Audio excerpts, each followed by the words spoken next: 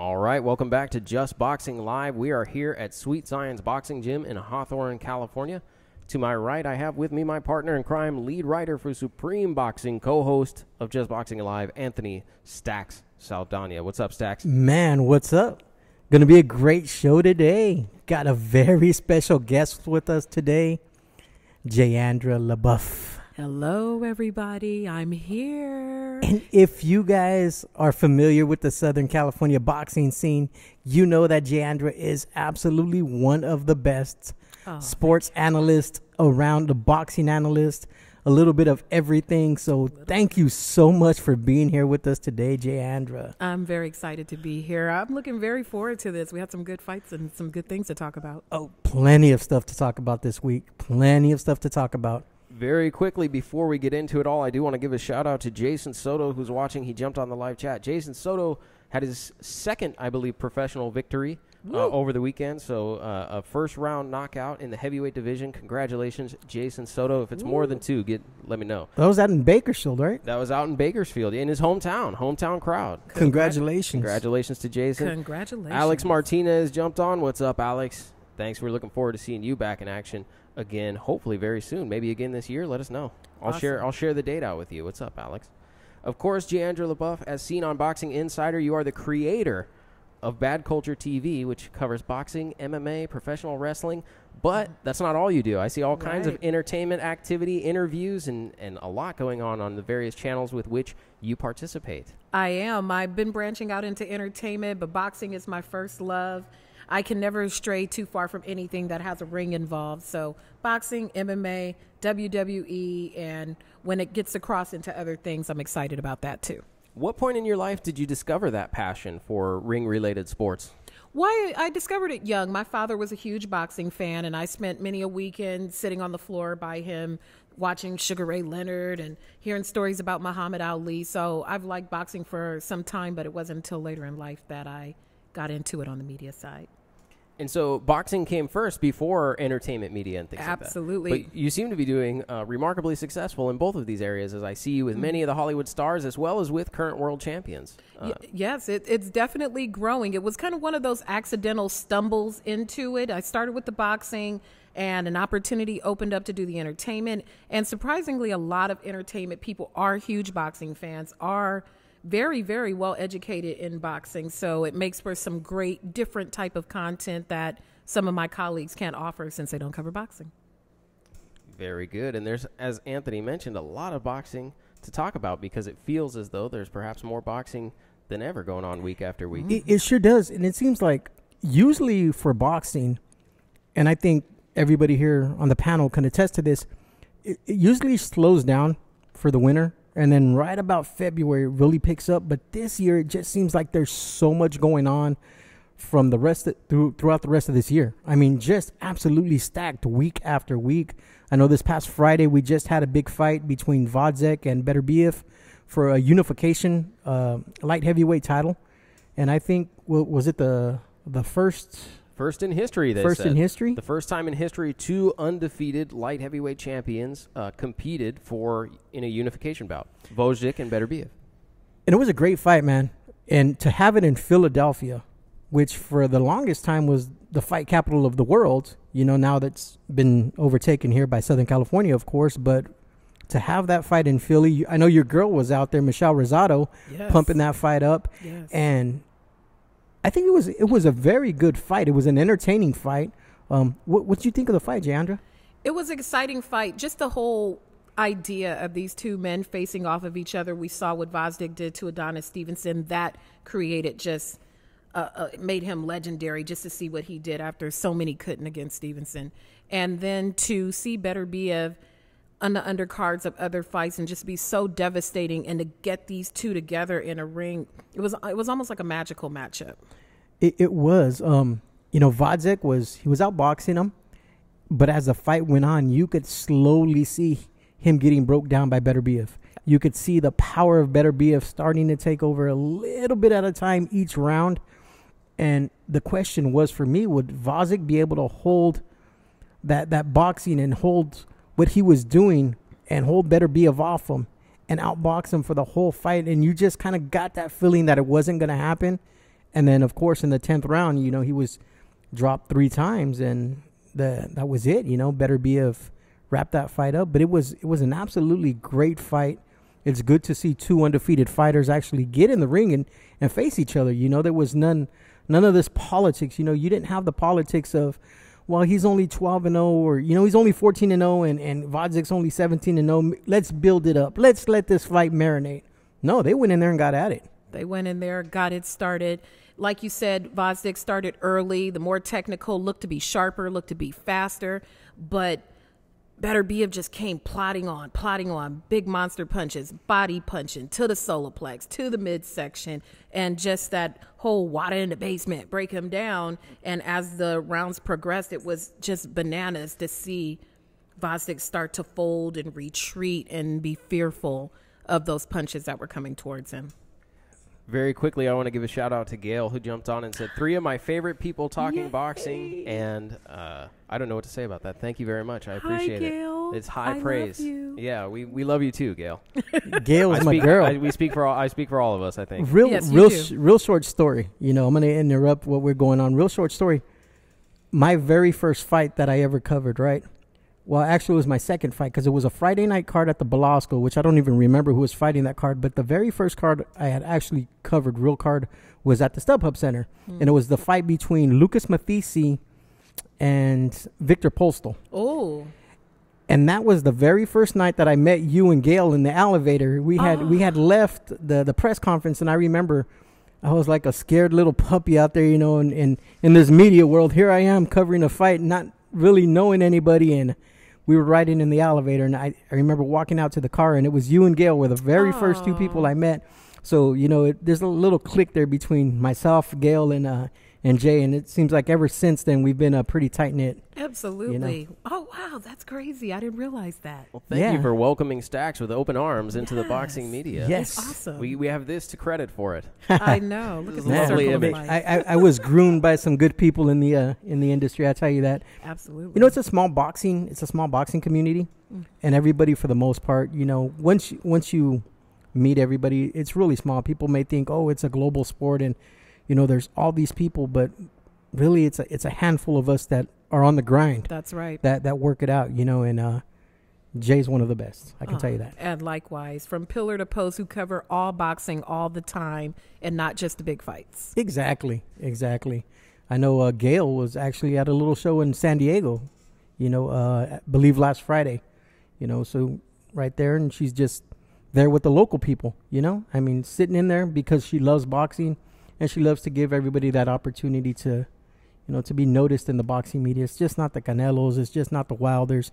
It's everybody. And we all do it, man. We cover all the local shows. So. That's right. People forget that the Canelos and the big guys were once these little guys on the club show. So shout out to everybody who makes these club shows happen and does them well. Particularly here in Los Angeles. Right. We get to see a lot of star power come through here that it's untapped star power. We don't realize that they're going to go on to become what they've become, making their way through the system here. It was funny because Friday night I was at a Thompson card, again, a local show. Well, what happened was apparently the commission needed some extra seats. So usually ringside is Pierre, who's the PR for Thompson, and David Avila and Ken Thompson usually sit ringside for those fights. Well, Pierre and David Avila ended up on media row, which is only about 2 rows back from the ring. They ended up in media row with me. And the very first fight was a kid named Golden Garcia out of Toronto, Canada. 12-0, 9 KOs, going up against a kid from TJ that was like 4-7, whatever record. But that kid from TJ gave him a hell of a fight. It ended up a draw. And like I told Pierre, I said, that's what people don't understand. Southern California, whether it's LA, whether it's San Diego, whether it's TJ, even though TJ is a whole different country, of course it's Mexico, but you can take any one of these fighters from any one of these gyms in LA and drop them off in Toronto, Canada, and they will give anybody in Canada the business. Absolutely. The business. Absolutely. That's what people don't realize. They can come into any gym. I kind of talked about this last week, and brought up the Rocky 3 thing, with the Clubber Lang, when he beats Rocky and Apollo brings him to LA and drops him in the gym. That's real life. That's a movie, but really, any boxer from around the world, you come to any LA gym and you put your ass in that gym, you're going to get the work by somebody you've probably never even heard of. Never expected. You ain't got a clue who this kid is, and he's going to give you the business. I guarantee it. Absolutely. Absolutely. As you can tell, we're a little bit high on the Los Angeles boxing scene. We like it a little bit. Yeah. Just a little I'm also bit. from here, so. Yeah, I think so I'm not exactly unbiased, but I do feel, though, that it is. And I'm not just saying that because we're all from LA, because we see it all the time, but that's the truth. And you can see it, like I said, again, when Triple G comes, when Loma comes, when Gvozdyk comes, when all these, and I'm naming these Europeans because even the Africans, Chris Van Heerden, Isaac Dogbo, they all come to Los Angeles to get the best sparring and to get the best work. That's right. This is just where it's at. Here, I would say, other than Los Angeles, I feel like there's almost 3 hotbeds where you could really get the work that you need. There's LA, there's Philly, and there's maybe Detroit, that area. It's a lot of rough and tumble fighters who maybe never make it to the big stage, but you'll get the work. But Philly, especially Los Angeles and Philly, I think we're kind of duking it back and forth because there's a lot of firepower that comes out of Philly that people aren't even aware of. Exactly. And hopefully, Bernard Hopkins working with Golden Boy can, continue to sign people from that area and continue to give them that shine. I know Michelle Rosado works a lot out there. Right. And so a lot of these fighters like Sonny Canto and some of these other kids out of Philly, she tries to bring them up, and get them the light they need. The Ardono brothers, for instance, these kids are going to make a name for themselves. They're tough. They're tough kids coming out of Philly. And the kid, one more, Jerron Boots Ennis. Yes. We just saw him fight on Showbox. That's another tough kid who literally came up through the club show route and has been doing some big things. Gail says lots of great sparring in Houston and Dallas, too. Oh, yeah. Yeah, Texas. Yeah. Texas is starting to come up a little bit. But still, Gail, all those fighters from Texas, except maybe the Charlos and Spence, but you get a lot of these young kids like Hector Tanahara and a lot of these kids coming out of San Antonio. They end up at Garcia's gym here in L.A., so the pathway still comes through Los Angeles. All roads through L.A. Yeah. That's right. But back to Philadelphia, where we were talking about Gvozdyk, of course, and Beterbiev. I think my perspective on it is interesting. I think Beterbiev has built himself a reputation similar to what Triple G has built, which is because of the string of knockouts that he has procured as a professional. We sort of look at him as a knockout artist now, and we look at him as a dangerous right hand. That's what we look at Beterbiev and go, it's that right hand. The new boogeyman. And the thing that's interesting about that is I actually saw, from my perspective, a much more tactical fight. It wasn't about, just Beterbiev's dangerous right hand, and I think it's easy when someone builds up a string of knockouts to forget that he has an extensive amateur background, as did Triple G. So it's not like he can't box. Right. The man can box, and you saw he made the investments that he needed to make to break Gvozdyk down over time. Although I will say that I agree some of the comments that you guys made here were that, Gvozdyk was boxing well, and I actually feel like he was picking up rounds early on. If you look at, like, for instance, Andre Ward's unofficial scorecard, I think he had Gvozdyk only winning the first round and then Beterbiev picking up, 4 or 5 rounds in a row. And it's just not the way that I perceived the fight. Even though he was applying pressure, he was being effective, I thought the best work in the round was being done by Gvozdyk early on. Mm-hmm. You could just tell over a period of maybe 7 to 8 rounds that he was losing steam, and ultimately he was fighting on muscle memory by the time he got to round 9, and his corner knew it as well. So I think it was a really well-schooled, well-executed boxing match for Gvozdyk for about half a fight, and then he succumbed to that pressure over time. It was crazy because it's not the fight that I seen playing out. It still ended in a knockout, but it's not what I thought it was going to be. I thought it was going to be more of a straight-up war where both of these guys just go in there and it's going to be a brutal fight. It was very technical. It was a good fight. It was truly a good That's what I saw. Boxing show. Yeah. Those guys went in there and they boxed. Beterbiev had his style. Gvozdyk had his style, and they stuck to it. And it ended up working for Beterbiev because, by the end of, as we all know, by the end of the fight, he broke Gvozdyk down. Yes. He was definitely able to break him down. I know you had said on your unofficial scorecard it was 86-85 Beterbiev at the time of the stoppage. Right. But you also acknowledged that there were a great many close rounds in there that could have gone either way. Ultimately, though, it played out the way that you predicted, did it not? Yes, right on the money. And what was it that, leading into the fight, what was it that you gave the benefit of the doubt to Beterbiev in preparation for this one. When I looked back at some of those past fights, I've been watching Beterbiev for quite a while, and he just had that something in addition to that punch power. It wasn't just reckless punch power. He had some real intention with how he threw. And when I thought about the fight against Adonis Stevenson and how Gvozdyk won the fight against Adonis Stevenson, just before that, he had a tough battle with Bouts where they fought to a draw.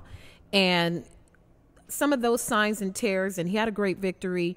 I knew that Gvozdyk would be sharper, but I just didn't think he had the power to put down Beterbiev based on Beterbiev's past fights. I could be wrong. And even after those first 2 rounds, I gave the first round to Gvozdyk. I gave the second round to Gvozdyk. A lot of people gave the second round to Beterbiev. I thought Gvozdyk was doing the better, more effective work. He was just outworking, and I thought, well, oh man, maybe I made like a really bad prediction, and Twitter's going to let me have it. But as the rounds went on, just Beterbiev's body language just communicated that nothing Gvozdyk was hitting him with he wasn't getting any respect. He wasn't giving him any respect. He just kept coming and kept coming. And when he started throwing to the body, and just the sheer physicality of Beterbiev, looking at his solar plex and how ripped he was on fight night, it was like he hadn't even weighed in yet. Once I saw all that striations in his body, I'm like, oh, this is going to be a tough night for Gvozdyk. This is going to be a really tough night. It's interesting that you say that because Gvozdyk, I think, landed a single right hand that I can point to and say that hurt Beterbiev. But I think the most important thing about that right hand is how Beterbiev reacted afterwards, which was he was momentarily stunned. His legs didn't seem all there, and it turned into absolute aggression. He turned it into, I'm gonna go immediately after you, and sort of sparked, pissed him off. Yeah. It pissed him off. Like he was angry, and he got hit with that shot, and he wanted to get it back immediately, which is something that is very common, when you see that championship mentality among the highest level of athlete. Now, given what you've studied of Beterbiev, and how do you feel as though he weighs against the most recent sort of champions at the 175-pound division? Not necessarily now, for instance, not Kovalev now, not Adonis Stevenson now, but, the last round of great 175s that we saw. Is he there yet, or is he still working towards that? I still think that he's working towards that. There are some things that leave him susceptible to attack. You look at somebody who fights awkwardly, like Bivol, Dmitry Bivol, who has such an awkward style, and he throws at all these strange, weird angles, and just his whole fighting style is really unique. That could pose a problem for somebody like Beterbiev, who just plows ahead and keeps going. He could be susceptible to punches he can't see.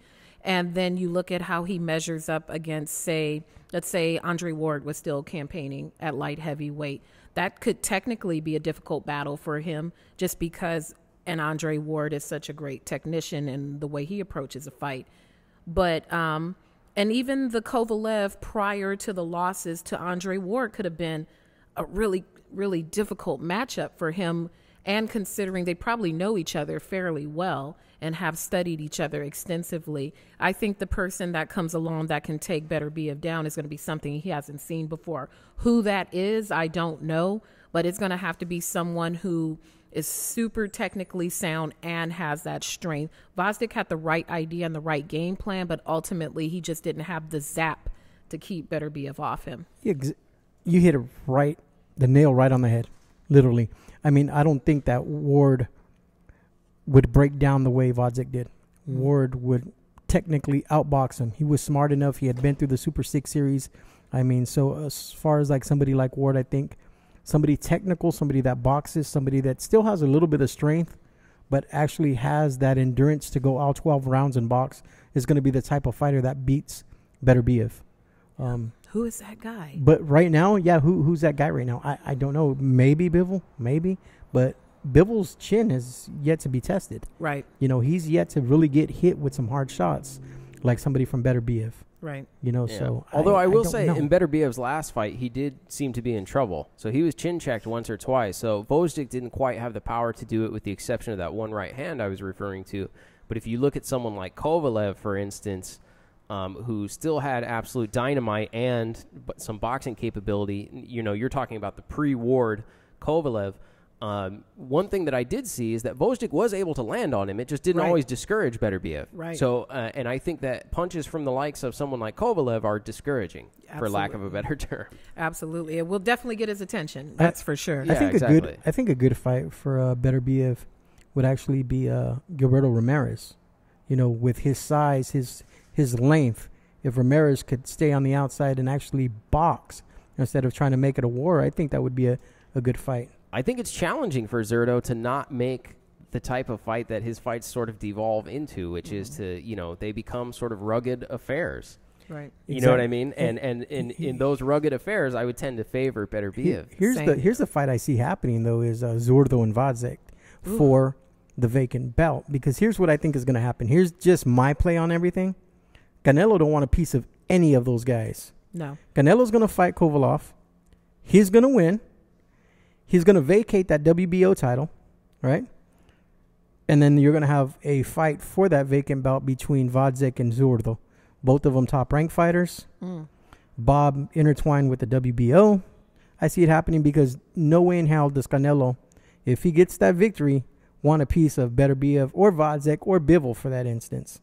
Yeah, I don't see Canelo seeking out any of those fights. He has been very, and I know we'll get to that in a bit, but he has been very very specific of how they choose his opponents and whichever weight class is the weight class at the moment.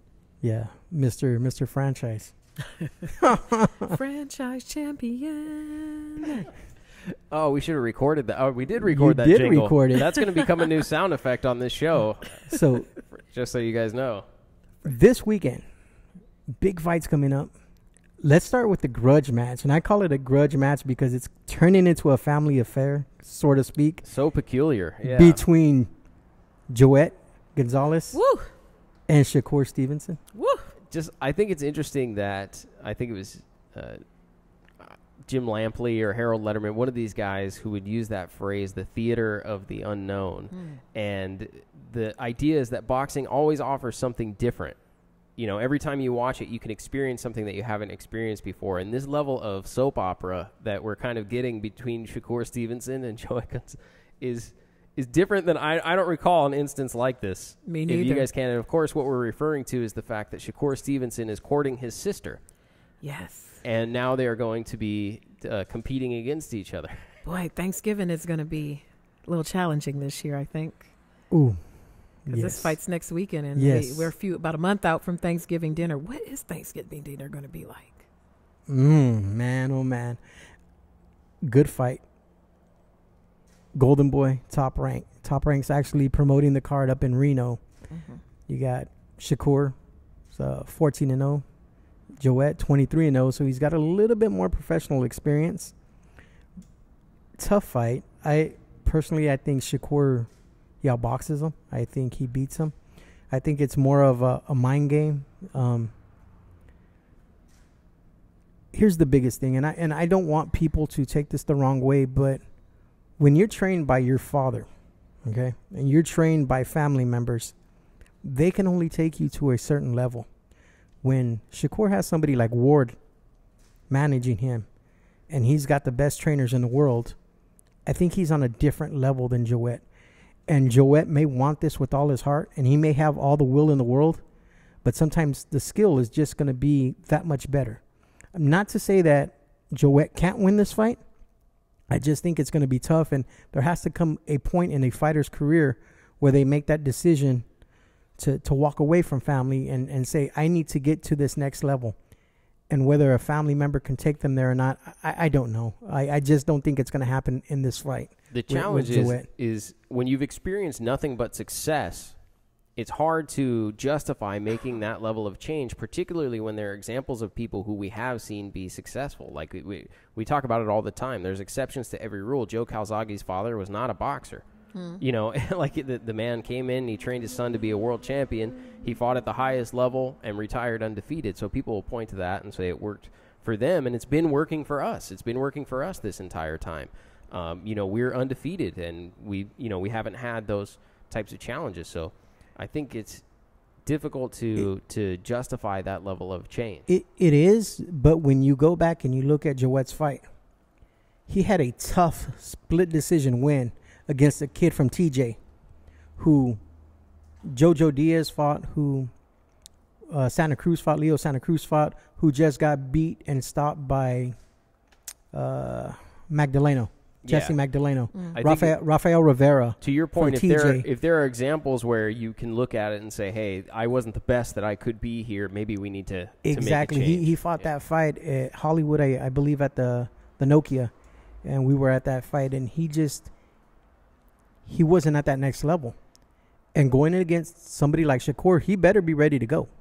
Well, when you look at historically great fighters who started with their fathers, who ended with their fathers, we still have a few. We've got the Benavidez's, we've got Sean Porter and his father. But then on the flip side, you've got Roy Jones Jr., you've got Floyd Mayweather, who left his own father, and you've got Ryan Garcia most recently, who left and went into camp with Canelo. So I think that there is something to say about your family reaching to a certain point, because yes, they want to push you to be the best, but when you become a man or a woman, we don't have a female fighter who trains with their family yet, but when you become a man, at some point, you want to be the man that makes the decisions, and it could be challenging to take that type of decision and direction from your father, and it might be worthwhile to step out of the nest and get a different set of voices in your ear. With the Joet Gonzalez fight, not only do you have the family pressure, you have to wonder to what extent some of the pressure is going to be you're fighting for the family, but then you don't want to make your daughter mad because this is your daughter's boyfriend. Yeah, it's so peculiar, right? I'd like to interview the father and what he thinks about all this. We know what they think about this. I want to talk to the father and the mother and have or maybe that aunt on the outside and see what they think about this to get some insight. But the fight itself is going to be a competitive fight. And to Anthony's point, yes, he does have access to so many things. They get into camp out there with Terrence Crawford and Jamel Herring, and they sequester themselves out there in Colorado where they're training, and they have access to some of the best in addition to the Olympic privileges they had as Olympians. So when you're immersed in the best of all things, it's a different preparation than training in camp with your family. But at the same time, if you're training with your family, you can still keep that I got it out of the mud mentality that's going to make you hungry for that signature win. So it's going to be interesting to see how it plays out. Exactly. A great fight, especially between, two young prospects. You got a Golden Boy prospect in Joet. You got the top ranked prospect in Shakur. Mm-hmm. Both of them fighting for that vacant title that Oscar Valdez left behind. So it's going to be a great fight. I wish I could go up there. So your prediction is Shakur Stevenson. Correct. I say unanimous decision. By unanimous decision. Yeah, I don't think he stops him, but I will predict Shakur Stevenson by mid-stoppage. I'm going to say maybe 6 or 7 rounds, and they're going to wave it off. That's my on the record prediction. On the record. Okay, mid-stoppage. You? I'm going to go Shakur Stevenson, to as much as I would prefer not to. I actually still have a bad taste in my mouth from the video that was released, and I understand that young men make mistakes and do things like that, but it kind of created a distaste for Shakur Stevenson, at least in the near term, to the point where I'm like, I hope somebody beats that guy. Quite a different kid from the kid who was crying after the Olympics, huh? Yeah, right? Exactly. Quite a different thing. Exactly. Yeah, so I looked at it, and for that reason, I feel like my heart is in this. A lot of times I try to keep that out when it comes to making decisions, and there's a difference between who I want to win and who I think will win. Who I think will win is Shakur Stevenson. I would prefer if Joet Gonzalez won. I have those conflicts too. Never ever take the heart out of it. Yeah, you got to keep some heart in it. But sometimes you gotta use your head and say, it happens all the time. Mikey Garcia and Errol Spence. You look at it and it's like, I like for the story of boxing, I would prefer if Mikey Garcia wins. But if you ask me who I think is going to win realistically, Errol's going to take it away, right? Yeah. Right. And this is one of those situations where if you ask me who I think is going to win, it's Shakur Stevenson. I'm going to, I prefer Joet Gonzalez. I'll tell you offline a couple of those instances too. Head heart, where I wished one worked, one over the other. Exactly. And that's okay, because you see it online a lot, and sometimes it gets blown way out of proportion when people start pulling the race cards on things. When it comes to Loma, when it comes to some of these European fighters, when it comes to some of the African American fighters. But you know what? It's who we relate to. It's who we relate to. If you can relate to somebody's story and you go for them, that's okay. Yeah. It really is. If I can relate to Chavez Jr. because he likes to eat Cocoa Puffs and get high, then that's okay because I can relate to that. You know what I'm saying? I mean, so it is what it is. I mean, if you like a fighter for a certain reason, that's okay. It really, if you grew up in Philadelphia and there's a kid from Philadelphia and he's a black fighter and you're a black fighter and your guys' story relates, it's okay. That doesn't make you racist. But as long as you give credit where credit's due, when people start saying, okay, Loma's in the top pound for pound, okay, so-and-so's this or that, and you just don't bash them because they're white Europeans, you know, there's a difference there. But if you can relate to a fighter, that's okay. Yeah, I agree. A lot of boxing fans aren't going to give credit where credit's due, though, and it's not necessarily related to race. Like, you could go and see, you know, people say stuff like Canelo sucks. You know what I mean? Like, come on. Like, even if you don't like Canelo, you should acknowledge that, you know, homeboy has some skills. And he's got a good resume. Well, you know, boxing fans have those short memories. You know, there are fighters. It's not boxing, yeah. Like, there's fighters that are like, oh, he's a killer. And then after the fight, oh, he was washed. Oh, he shouldn't have fought that. Well, you know, recency bias, right? We look at it and there's everything is clouded with recency bias. Well, that's what I'm talking about in the welterweight division right now, for instance, right? You have Errol Spence and you have Sean Porter and you have all these guys in the welterweight division. But that just goes to show how good these welterweights were 10 to 15 years ago. When you have Manny Pacquiao that's already 40 years old beating Keith Thurman. Easily. Right? And you see what Mayweather did with Pacquiao? And right. The way he washed him and what he landed, 8 punches that whole damn fight? Pacquiao. Right? So you look at these fighters like Barrera and Marquez and De La Hoya and Trinidad and some of these fighters that fought in the welterweight division 10 to 15 years ago. That just goes to show how much better they are technically and how much, you know, to me, I think that it was a better era of boxing than as far as the welterweight division goes. Yeah, we have Terrence Crawford and we have Errol Spence, but we have a lot of politics keeping them from fighting each other. And until they do, there's going to be a lot of questions asked. And not to mention, they fought more often then. There wasn't no one fight a year, 2 fights a year. No, they were getting down like every 3 and 4 months. They went at it, yeah. To be fair, there is something to be said about the stylistic matchup of someone like a Sean Porter, though, for instance. So, right. For example, Floyd Mayweather, while he dusted, you know, Manny Pacquiao, and I think anyone who looks at that fight in retrospect now can say Floyd pretty easily won probably about like 8 or 9 rounds of that fight.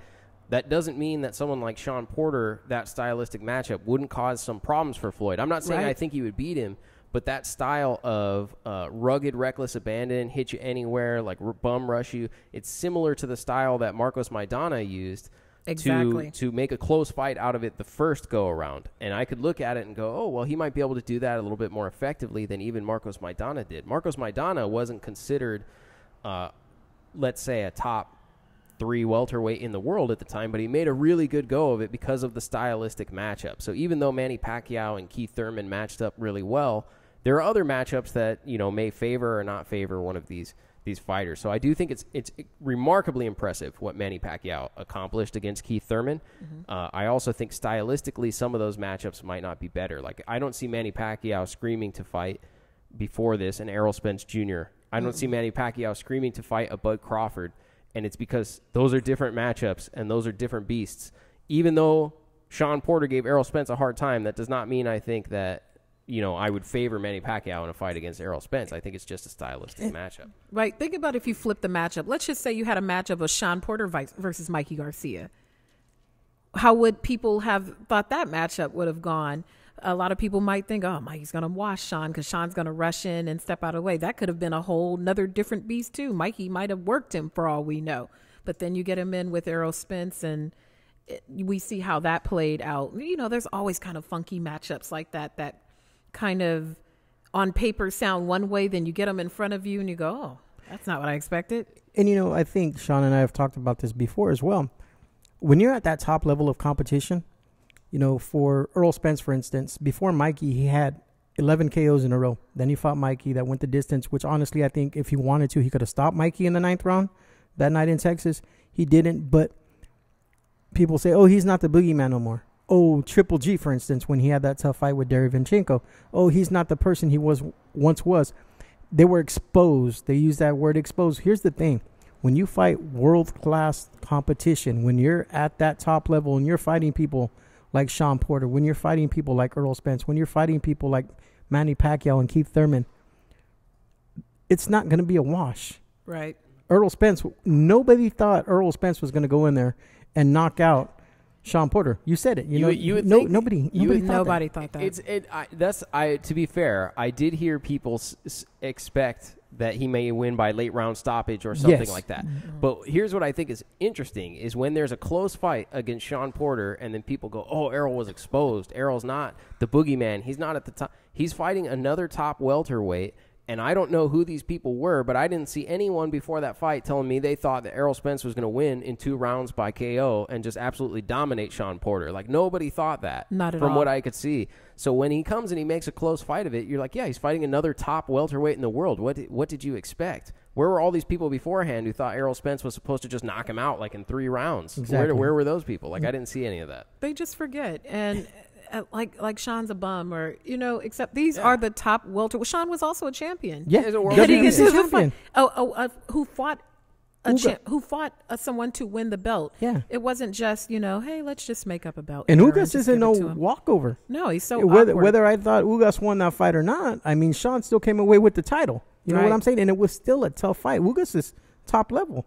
Yeah. So they talked about that during the press conference when people say, when he and Errol were having their little back and forth, and Errol was chiding him about so many close fights. He goes, they're supposed to be close. These are top level fights. I know everyone who's on my resume, who's on your resume, and then and then they could pull the whole resume card, and there's something to be said to that. It's funny that you say that too about the resumes, because I was going through BoxRec last night looking at the fights that were going on last night, and one of the fighters I seen fighting at Club Zonky in Tijuana was Carlos Ocampo. Wow. The kid that Errol Spence knocked out, that was like the #1 prospect coming out of Mexico, fighting at a club show in TJ. Wow. I was just like, you go from fighting Errol Spence to fighting at a club show in TJ. So it's like, look at Robert Easter. Robert Easter is the co-main to a fight that's coming up, and Robert Easter was a champ, and he ran into that roadblock, and the fall can be quick. Oh, yeah. You got to stay ready. This weekend we also have a big fight, the WBSS championship fight between Regis Prograis and Josh Taylor. My cousin. He's not really my cousin. I just say I that. was gonna say. Josh Taylor? He might be, but no, I just say that because he's Creole too. There you go. He probably is. I asked him if he knew some LeBeaufs. He's like, as a matter of fact, I do know some LeBeaufs. Like, see, everybody Creole in Louisiana is related. I love his sound bites, and I have to root for him for that reason alone, just because I think he makes the most entertaining post-fight interviews possible. Mm-hmm. I think he's one of the greatest guys to listen to in the ring, and for that reason, I'm like, I got to go with Prograis. Yeah. Aside from, I would go with him anyway, to be honest. I'm ready. I'm going for him. I hope he wins, because I really want to see a unification match between him and Jose Ramirez. Wow.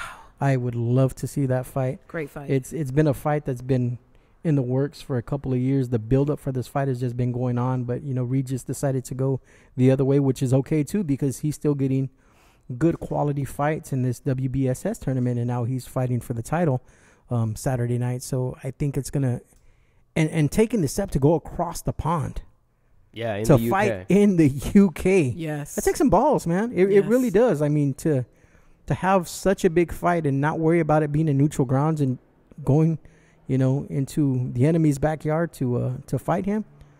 It's I commend him for that. I tell you that.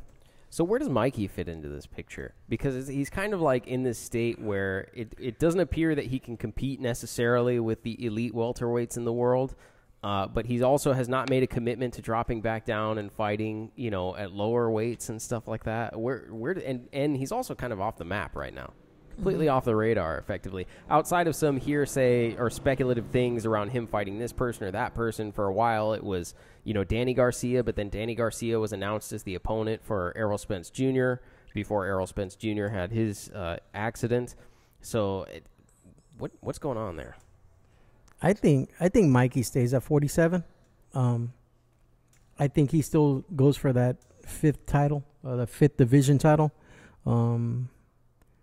Maybe Pacquiao. That's what I honestly, I think it's gonna be Manny early next year. If not, maybe a tune-up fight.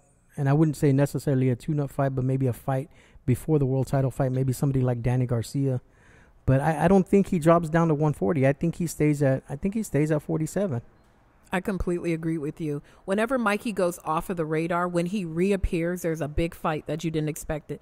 The last time he went off the radar for this, we got the Spence fight. I think he's going to get the Pacquiao fight too, because Spence said he wanted Pacquiao or Crawford, or he was going to move up to fight Julian Williams. But they're like, no, you're going to have Dandy. This is going to be the fight for you. But now with his accident, we don't know what's going to happen with that. I don't understand that fight, but, whatever. I'm a reporter. I just report. But I think that when Mikey disappears, he's never fully committed to a promotional company, so he does have that flexibility. But now Manny Pacquiao is over on the PBC side of the street. I really think Mikey's going to get that fight, and I think it's going to land in Texas. That's going to be a big, I think big so fight. too, and I think it's going to be in Texas as well. We had fun in Texas. Oh yes, we did. Good fight. Speaking of Manny Pacquiao fights, because he's come up a few times now, I think it's time. Yeah. Are you ready? Let's do it. It is time for a segment on this show that we call Stump Stacks. Oh, shoot. So let me explain how it works. I have taken facts about you from interviews and Instagram, etc., anywhere that I could find them, and I will relay a few of these to Stacks. One of them I made up. Oh, okay. It is his job to identify the false fact. Ooh. So your job is to keep your poker face, your best poker face. And are you ready to play Stump Stacks? Yes. I went back for this one. Some of these she may not even remember, but there's a Manny Pacquiao reference in here, which is how we got the segue. Okay, here we go. Number 1. Jeandra appeared as a guest on the 2013 year-end edition of Hall of Fame color analyst Al Bernstein's Boxing Hangout program, in which Bernstein described 2013 as the best year in boxing in the last 25 years. In perhaps a precognitive moment, Jeandra credited the emergence of boxing in 2013 to non-premium networks such as ESPN and Fox being a major contributing factor to the success of the sport. Number 2, in a 2015 interview with PhilippineNews.com's Truth Esquera, Jeandra predicted a Floyd Mayweather victory over Manny Pacquiao via majority decision in their then upcoming mega fight. Understandably, the clip was met unfavorably by subscribers of PhilippineNews.com. Among Jeandra, number 3, I know if I don't do the numbers, you get really confused. Number 3, among Jeandra's highlights for 2018, you'll find interviews with the key cast and crew members of Creed 2, including stars Michael B. Jordan, Sylvester Stallone, Dolph Lundgren, and director Stephen Capel. In Jeandra's post on Instagram, Stallone noted that fans will get to see Rocky mix it up with Drago one last time, a scene that didn't actually make the final cut of the film, but Stallone later shared it with fans via Twitter. I'm going to say number 2 is false. The Filipino news thing. Here you go. You lose! God. I remember that interview, Man. too. I even remember what I was wearing because I thought, you want to interview me? It was at the media day. Jesus Christ, man. I think I'm like 1 for 10 now. That was really great. One more time. That was so You good. lose! There you go. There you go. Sucker. No, the one I made up was Sylvester Stallone. Right. So while she did interview a number of the key cast and crew of Creed 2, the Sylvester Stallone thing, that was a true statement. He did announce that. Man, you can't be doing half truths, man, because No, I knew she emailed. I mean, she interviewed them, man. Come on. But she did not interview Sylvester Stallone. No. Only Dolph and the young Floriendo, who played Dolph's son, and Michael and Tessa Thompson. And Tessa Thompson and Stephen Capel, right? And Stephen Capel. Yeah, so she interviewed the whole cast and crew except for Sylvester Stallone. And the first You're one, too. Good. You're good, man. You're good. That was awesome. I was sitting here trying to keep my face together for the third one. I had to think back about the Philippine. Philippine news. Yeah. And Filipinos, I love you to death, but come on. We knew that he wasn't going to win that fight. If you go back, you can find an interview. It's very brief. It's only a quick segment where you make your fight prediction, and Philippine News posted that on YouTube. Yeah. And it predominantly has dislikes or thumbs down, Of course. which Well, what do you you think? would expect from the subscribers of Philippine News who are upset by the fact that Don't do me like that, Philippines. I got nothing but love for you all. I got nothing but love for Manny. You know, Manny is one of my favorite people in the world to interview. Manny's a good guy. I believe it. He is so mesmerizing. There's just something behind the eyes about him. He's really mesmerizing when you talk to him. I almost wanted to stay after the weigh-ins when they were having like the church. Were you were there? Yeah, you were there at the Pacquiao-Thurman fight. After the weigh-ins, Manny actually held like a church service. So they had the weigh-ins and then they cleared it out and then they were letting the public in. Because Manny Pacquiao was actually doing like a church service that night. So I wanted to go to dinner. I want to have some lumpia and all that and ponce. I know a good Filipino spot next time we're in Vegas too. Okay, it's on. It's on. It's good. It's a good spot. I do want to ask you about this other fact appearing on Al Bernstein's, which you've appeared multiple times on the Boxing Hangout. But I thought that this was interesting because he had called 2013 the best year in boxing in 25 years. And one of your comments was that in that year, boxing became more accessible on non-premium channels. So, for instance, not just HBO and Showtime, but also ESPN and also Fox and Fox Sports. Mm-hmm. Obviously, since 2013, that has evolved to everything appearing on Fox, Fox Sports, ESPN Plus, and now the likes of DAZN, and has gone almost exclusively away from premium subscriptions. So, was that? Did you see that coming, or did that just happen to be? Did that just happen to be a coincidence with your comments back then? I'd like to think I'm Nostradamus, but what made me think that? I thought about my own journey back to being a fan of boxing. And I watched it as a youth when you used to see it on Wide World of Sports and you could see it locally on your television. Then for a long time when I was in college, it went away, became more about the premium platforms and HBO and Showtime. And as a college student, I didn't have money to buy pay-per-views. You know, you might go to a fight party or something like that. But if you were a true fan of the sport, there was no internet yet. My age, there was no internet yet where you could consume your boxing. So to me, as a person of that era, was exciting to be able to turn on Channel 11 or turn on Channel 4 when they used to do the show with main events. We're doing some cards on NBC, and you could consume it that way. And because of that, it brought new people into the sport, be it because everyone, even if you didn't have cable, you could buy like an antenna from a store and hook it up to the TV, and you could get Channel 7 or Channel 4 or one of these channels. So that was impressive to me. And I think if I remember correctly, when Al was discussing that, it was at about the time that PBC was starting to do their big push. And so we were getting some different matchups that people had been clamoring for. And I think that kind of inspired him to make that statement. But yeah, I wish I could take the credit and be like, I knew DAZN was coming. Yeah. You know, as a matter of fact, I had the blueprint. I told them. Eddie Hearn stole it from me. Thanks, Eddie. But no, I can't take credit for that. But it just seemed like it was going in that direction. To your point, yeah, that's, I believe, around the time where even back then, I don't know that they had exclusive deals with Fox and Showtime. So PBC actually aired on like Spike and some other channels as well. And Bounce. When it initially came out. Mm-hmm. And then gradually that became an exclusive deal with Showtime and Fox. It was weird because it seems like after the late 90s, right?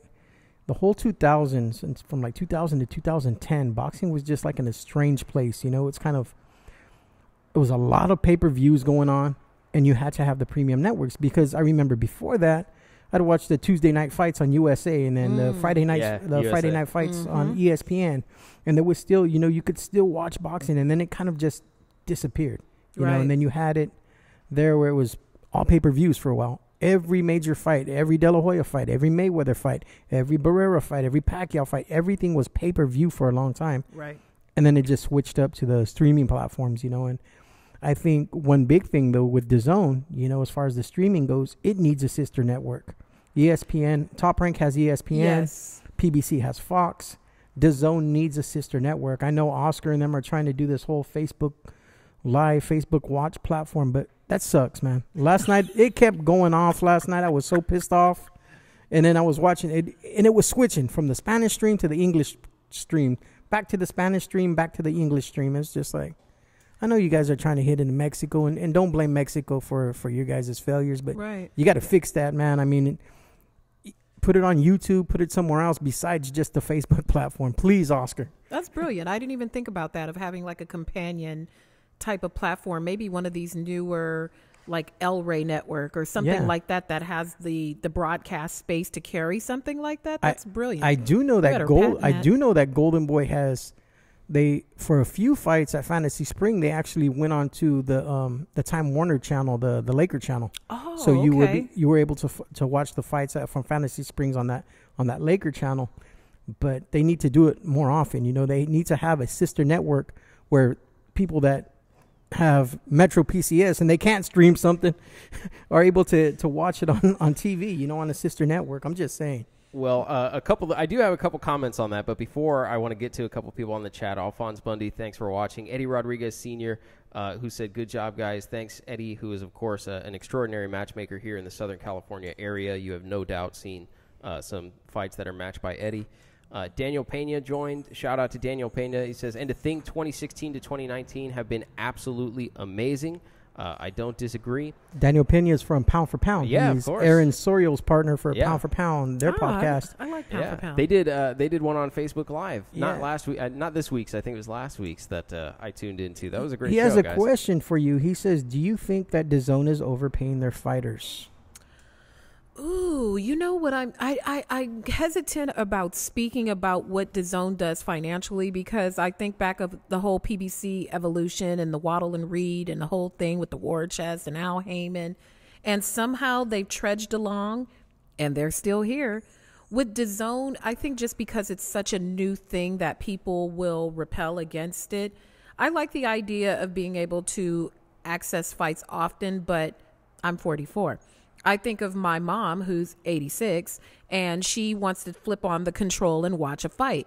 Now, until we get to a place in society where it's commonplace for everyone to have a smart TV and you could just turn it on and it's easy to access, if I called my mom right now and went, hey, I'm being interviewed on DAZN right now, turn it on, put it on your phone, download the app, register, put your credit card in, my mom would be like, I'm not doing that, girl. I don't want anybody to have my credit card information. I love you, but not that much. No, tape it for me. You know what? You're laughing, but that's fucking true. It's the truth. It is true. It's the truth. It's a pain in the ass for people that... You could say that about any new technology that comes out. We could have said that about mobile phones when they were introduced. We could have said, if I called my mom and told her to use a mobile phone, that it doesn't work out. So it just takes time. It takes time, and gradually it will work.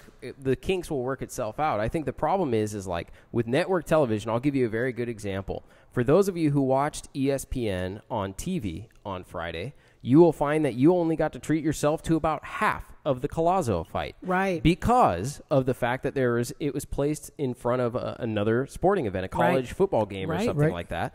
And they won't cut the sporting event off early. So we had to wait until the last 2 minutes of that game took about 30 minutes. Well, it moved to ESPN. It went to ESPN News. Yeah, but not everybody has ESPN News. Exactly. Not everybody has ESPN News. I have AT&T. I do not have the ESPN News channel, and I therefore had to wait for it to come on. If it had just been on the app, I would have been able to watch the whole thing. It made me a little nostalgic from Friday Night Fights. How many times have you cussed during Friday Night Fights? Right. And so angry. Softball was on? Exactly. Also, ESPN, please, if you guys are watching and the fight goes from ESPN Plus on the undercards to ESPN, let the whole card play on ESPN Plus. Period. I was sitting there trying to register my goddamn cable box Spectrum TV to my phone so I could watch the regular ESPN instead of ESPN Plus. Right. I almost lost my fucking mind. I'm just telling you. I second that one because Jesus, having to switch from on the same streaming platform, having to switch from an ESPN produced card to like an ESPN Plus is ridiculous. If I should not have to do that. Just show me the whole ESPN card. Plus, show me the whole card. Show me the whole card, top to bottom. I only knew it was on the ESPN News or whatever that other one was because I turned the TV on. I'm like, oh, yeah, I can go sit at the living room table now and get off of the couch because I was live tweeting. You know, I do social I won't disclose for which entities that I do their social media for them. You never know when Jay is working. Yeah. And I'm looking at the TV like, why is there still college students on my TV?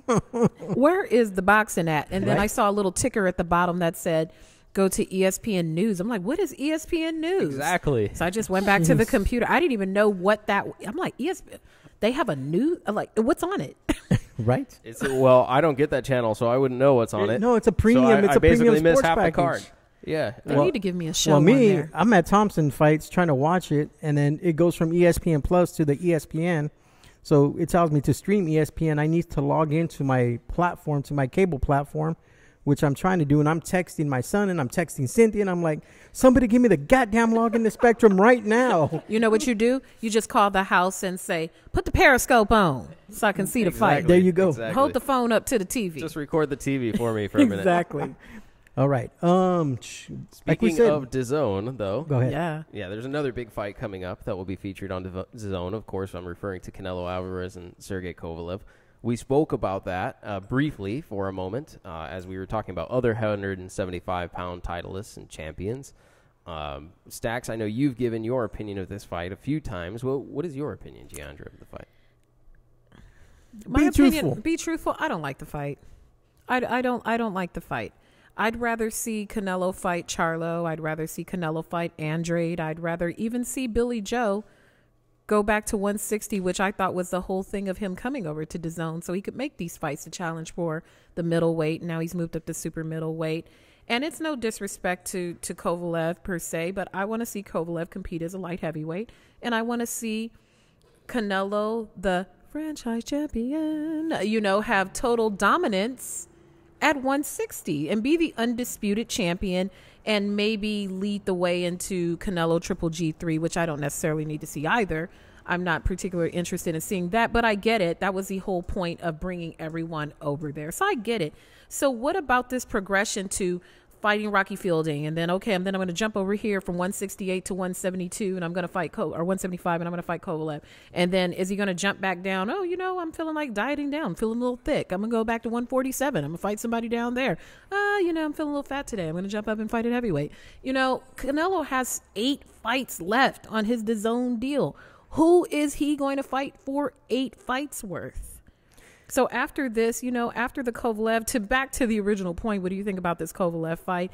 I'm not a fan of the fight, but I'm going to watch the fight. I'm going to go to the fight, and I'm not disrespecting it. It's just not my favorite matchup to see. I have a follow-up question on that because he recently had made a statement about a matchup with Bubu Andrade, and he had said, effectively, I'm going to be paraphrasing for those, that it's not an interesting fight and it would be boring for fans, that It doesn't present a challenge to him and it would be boring for people to watch. And in the same week, he actually said he would entertain a fight with Tyrone Woodley. Exactly. Who he also said does not present a challenge to him, but would be good business. So I think there's some contradiction kind of back and forth between, I guess a balance between what will make money, what he considers challenging, et cetera, and so forth. But he dismissed a number of those fights that you're talking about, but kind of spoke favorably about a fight with an MMA star. It's very strange because I look back to when he was stripped of the IABF that stripped him? Yes. And he was very upset, and it led to kind of a little public feud with him and Golden Boy about people falling asleep at the wheel and why did I get stripped and nobody told me. So belts were a priority then. But you have the opportunity to fight Andrade. If you think it's not a competitive fight, take the fight. Get the belt off him. And it sets up a unified, undisputed middleweight champion potential. The Charlos are on their high horse now, and they're saying that they work for themselves, and they'd be willing to sign a one-fight deal and come over to DAZN and do these type of fights. But, Andrade's there. He's the champion. The WBO champion, I believe. The only one that WBO belt the top rank doesn't have. So why not fight the champion or, Exactly, man. You're the franchise champion. I think the fight with Bubu would be a good fight, man. I think him and Canelo, I think it would be a great fight. And those are the fights that I want to see. Of course, him stepping up, I'm giving him, I'm giving him his respect that he deserves to move up to 75 and to fight somebody like Kovalev, who's still a dangerous opponent, because the last thing we all know that goes on somebody is their strength. Mm-hmm. He might lose his speed. Father Time's undefeated. I do expect Canelo to win, but I don't expect him to stay around there. Like I said, and to fight some of these top guys at 75. I get it, but I don't. I get what he's trying to do. I get him trying to move up to weight to capture another title, but it's kind of like, I'm not saying he's cherry picking, but he's really, really using this business as his own platform. Instead of giving fans the fights that they want, like true boxing fans, the fights that they want, he's basically making his own fights and selling it to the casuals. Yeah, I don't think it's cherry picking either. I wouldn't say that. Yeah, and that's what I'm saying. I'm not saying he's cherry picking, but he's still really he's really using this business platform of his to choose his opponents wisely. You know, it's just so fielding. strange. Yeah, it is. It really is. How is an Andrade fight any less entertaining than a Rocky Fielding fight? He just ran up through Rocky Fielding. Yeah. And I don't think any fight fans were clamoring in the streets, give us Rocky Fielding. You know, I don't think anybody was clamoring for that. But Andrade has a legitimate case as a middleweight champion. Why not? It's very odd. You know what's going to be a spectacle is if Kovalev catches his ass and lays him out. They have to create new monsters. This is the challenge. So he went and he did 2 fights with Triple G. They were both extremely competitive, extremely challenging fight, and any other fight in the middleweight division at that time would have been a step down. And that's true. Even Danny Jacobs, you look at it and you go, "Oh, it's not Canelo Triple G." There was no one left to conquer. And so they've had to create sort of new monsters as a marketing move, and at the same time make steps to build Canelo's legacy. In a way of speaking, it actually makes a lot of sense. Because Boo Boo Andrade is not Triple G, right? And we don't look at him as if he is Triple G. And if you've climbed that mountain twice, and we're saying, okay, so what's next for you? And someone says, well, it's one of the Charlos, right? It's considered a step down. So you have to manufacture, in a way, opponents that seem worthy of the moment. Well, like I said, and one way to do that is to say, hey, I'm going to go up to 175 and fight a 175-pound champion, a guy who kind of towers over me and he's bigger. Because even though we all expect Canelo to win, there's always this if factor where we go, oh, man, but he could really do it because he's big, right? Because he's real big and because he's real strong. They made themselves a giant. And that's what I'm talking about, though. He's selling this. It's a marketing ploy. It's also a legacy move. Yeah. You get the belt. You get the belt in that division. You end up becoming a champion in another. So you get, what is that? 4 divisions now? Yeah, but you gain legacy. Yeah. Right? And it's marketable because it is looked upon as something like Rocky Fielding, for instance, is marketable because he's in the UK. Right? So he's in the UK. I get to fight an Englishman. He's going to bring over a whole bunch of English fans who are going to get to watch Canelo. He's a weight division higher than me. I get a belt. It is a legacy play. It's a marketing play. And so in that sense, absent Triple G, which you've already said, like, I'm not interested in taking another Triple G fight. Absent Triple G, you have to kind of create or manufacture something that seems like it's that level. I don't know. I'm staying in LA for the Burchell fight. When you look at legacy and the history of people who've gone to the Hall of Fame, I don't know. I just need to do a little research on this myself. Has there been someone incepted into the Hall of Fame whose legacy of multi-divisional championships came by way of hopscotching around over? Was it a true progression from a low weight to a high weight? Are there, if anyone knows who's watching the stream, who's a boxing historian, I'd like to know if there has been a past champion who, I was down here and then I jumped here and then I came back down here and then I went over there. Roy Jones did it, but he did, right? But most of these, but Roy Jones, his legacy was created through the championship fights he fought at a certain weight class. It wasn't necessarily a legacy from jumping to heavyweight and beating John Ruiz to moving around different weight classes. His was for beating certain champions at a certain weight. When she talks about the past fighters, for instance, right? When you see somebody like Duran, who went up from 135 to 147 to fight Sugar Ray Leonard in Montreal, that was a true champion. And I'm not saying Kovalev isn't a true champion, because he is. Right. But when you look at some of these fighters that have moved up, when you look at Pacquiao, Tommy Hearns, when he moved up to fight Marvelous Marvin Hagler, right? Hagler was still at his prime.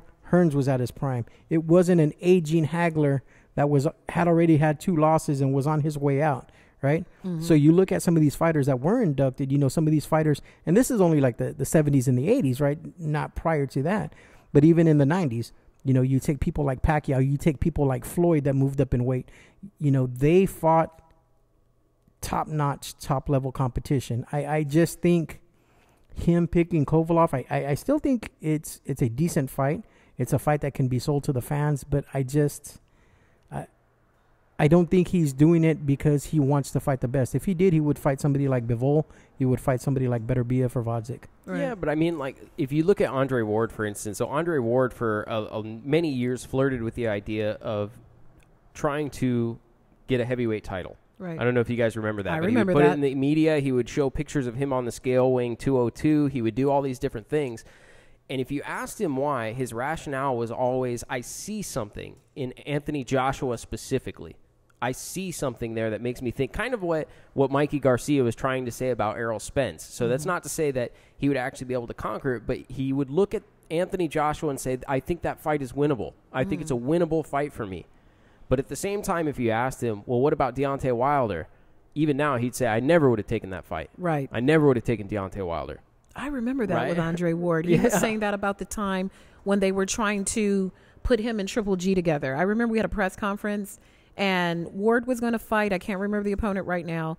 And right after that, Golovkin had a press conference at the same location. If you go out there and you Google Ward and Golovkin, and the picture that comes up with them with Ward looking kind of disgusted, I took that picture. I remember that day when they were just, he was like, I don't want to fight this guy. And they were trying to kind of set the path for that. But on that day, Ward was saying, oh, yeah, I could see myself finishing at heavyweight. Yeah, absolutely. Exactly. And the reason I bring that up, or Roy Jones Jr., for instance, Roy Jones Jr. did not go to heavyweight and challenge a Klitschko or Lennox Lewis or anyone else. Roy Jones Jr. went to heavyweight and he beat John Ruiz and he talked about Mike Tyson.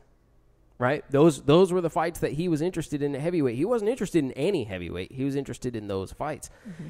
And the reason I bring that up is because in retrospect, it does not hurt their legacies. So meaning we do not look back at Roy Jones and go, oh, he was heavyweight champion, but it doesn't count because it was John Ruiz. And we don't look at, these other fighters and go, oh no, but he was nitpicking when he got out of his depth. When he got out of his depth, he was nitpicking, right? Mm-hmm. It doesn't hurt their legacy. At the end of the day, we'll look back upon it favorably. The record book was going to say, if he wins, that he beat Kovalev, who was a world champion at 175, and he took that belt. That's true. And Kovalev only has 3 losses at the time of this. He's coming off of a title victory, against a much younger opponent. And in retrospect, we'll say, no, that's, he was a 175-pound champion. So, to your point, I think it does add. Like, if we were to get that I think you could nitpick anyone's career. Oh, yeah. I just thought of an example right now. And if we were to get critical like that, I mean, I could go nitpick and criticize Floyd, all of Mikey Garcia's title wins, right? I could say, oh, well, Mikey Garcia's title wins came by this person, he didn't beat this person. He beat he beat Lipinets for a vacant title in that division. That doesn't count, right? Like, but the truth is, no, he won the title. He went up. He did what his job was. And you will see Floyd all the time. His career will be nitpicked by people who are against Floyd Mayweather. They'll tell you basically every win he ever had didn't mean anything. Because he ran. and he didn't fight Margarito. Yeah, that's the one I always hear with Floyd. Which is comical. Like it's actually... It's Floyd Mayweather. Yeah, it's Floyd Mayweather. He didn't fight Margarito. Come on now. So I think it's interesting. You could nitpick anyone's career, but in when we look back on their careers, we don't really do that. And we don't take credit away because of who... Mikey Garcia beat or who Canelo beat or who these other guys beat. And that's why I think it's a legacy play. Because if you look at other examples of it, we don't discredit you, really. Yeah, because even at this point, I don't think anyone has a problem with years from now Canelo going into the Hall of Fame. No one's going to say Canelo's not. He's already made it. He's already made it. He's done. Well, heavyweights. Moving on to heavyweights. Ooh. What about him? You got a few big heavyweight fights coming up. But first... before we get into the fights, before we get into the Wilder Ortiz rematch and the Joshua Reese rematch, talk to me about Fury. You're WWE reporter. Yeah, that's super duper WWE. Right? Super WWE. 800 million. Listen to me, boxing fans. For people that are chastising Fury for doing what he's doing, they have a total amount of viewers per week of 800 million. 11 million in the United States alone. Trends every week. Every week. Every single week. How many boxing fans, how many WWE fans do you think will move over because of this whole platform that Fury's creating for herself in the WWE? Well, I just look at my own timeline, and WWE is kind of cultish, like any kind of faction, like Comic-Con and people cosplay and all those kind of things. And I know how much grief I get every week. You still watch that? You're an adult. You know that's not real. Those bumps they take are real. Those injuries are real. And it's fascinating to see all this interest in WWE now that Tyson Fury's over there. And I think it's brilliant. He has a larger, if I could pick out any single fighter who could make that crossover into WWE, is definitely him. He's got the sense of humor. He's comfortable on the mic. He's comfortable in front of people. And it's brilliant. Where I do think they're missing the mark is, and what's fascinating to me too about the whole thing with Fury doing the WWE thing, and it's been part of the big push since WWE moved to the SmackDown platform, moved to Fox. Wilder is Fox's guy. You know, the fights are going to be on Fox pay-per-view. Spence and Garcia was on Fox pay-per-view. So you mean to tell me in all those times that you've had Tyson Fury and Braun Strowman doing their thing, you don't have Wilder sitting ringside like, I'll go up there and hit him with a chair. You know, I think that's where they're missing the mark a little bit, because they could start promoting that fight now. Yeah. They've already said they're going to fight in February. I wouldn't be surprised if Wilder pops up in Saudi Arabia, like with a chair, you know, like how they... And if for those of you who don't watch WWE, when it's something like that, they'll do something to muckle the ending to keep you wondering. I think that someone's going to interfere into the Tyson Fury Braun Strowman thing, and I think it's going to be Wilder. I think Wilder's going to jump in the ring. But back to the original question, I think it's brilliant because it's exposing a lot of people. Like, who is this guy? He's funny. I think I've seen him on ESPN. Wasn't he in the fight with the To This Day guy? It's very, very smart to start to build this fight. And what she's talking about popping up in Saudi Arabia with the chair, she's not talking about the Ruiz fight. For you boxing fans that are watching, no. There's a big WWE event that's going to be taking place in Saudi Arabia, right, where Fury is going to be fighting this guy. What is Strowman? Braun Strowman, yeah. The monster among men. There you go. I'm not real into the WWE, but I'm so ashamed. That's what she's talking about. My son loves it. Don't be ashamed. Get these hands. I love WWE. Yeah. I'm surprised I don't have a shirt on today. My daughter usually has one on too, but I love WWE. So that's what she's talking about. Are they going to make Tyson Fury shirts that say "Get these hands"? No, "Get these hands" is Braun Strowman's tagline, but Fury should get some merchandise money. Hey, I was big into it in the Attitude era when I was a kid back in the day, and then I lost it a little bit. But do you know how much Tyson Fury is getting for this appearance? I've heard it's in excess of like $12 million or something. He's getting somewhere in the neighborhood of $15 million. Yeah. And I know that there's been some debate about that because boxing fans kind of look at boxing pay-per-views and use boxing as a reference, like how much he made against Deontay Wilder or how much he made against whoever ever. This is not boxing. Nope. There's a big difference. This is, to Stax's point, there's 800 million people who are here and they're going to Saudi Arabia. I'm sure they get a bonus in the same way that Eddie Hearn gets a bonus for going to Saudi Arabia. And I believe the pay-per-view is called Crown Jewel. Crown Jewel. And it will take place within the next month or 2 months. Do you recall when it is? It's coming up soon. I forgot what date it's coming up. But a little thing about WWE, when you see the matches go over to Saudi Arabia, they are getting paid. Exactly. They are getting super paid. This is about, I think, the third one they've done there. I have a friend that does private security, and he told me that he remembers, 10, 15 years ago, going with Jay-Z and going with Beyonce to do private concerts over there. And then go with them. Just paying them in duffel bags of cash. Oh, for sure. Like here's a duffel bag of $20 million. They need put us a concert on, for J-Lo and for Beyonce and people like that, where they'd call up my friend he's an ex-Marine, and they'd have a team of security guards that would go with them to Saudi Arabia, fly them in, they do a private concert for one of their sheiks down there, and fly back with duffel bags of cash. Yeah. It's very money rich down there. And if you've never seen the previous Crown Jewel broadcast, the way they set it up is it's not like a typical WWE show where anyone can buy their ticket, and if you pay a little more, you can sit ringside. No.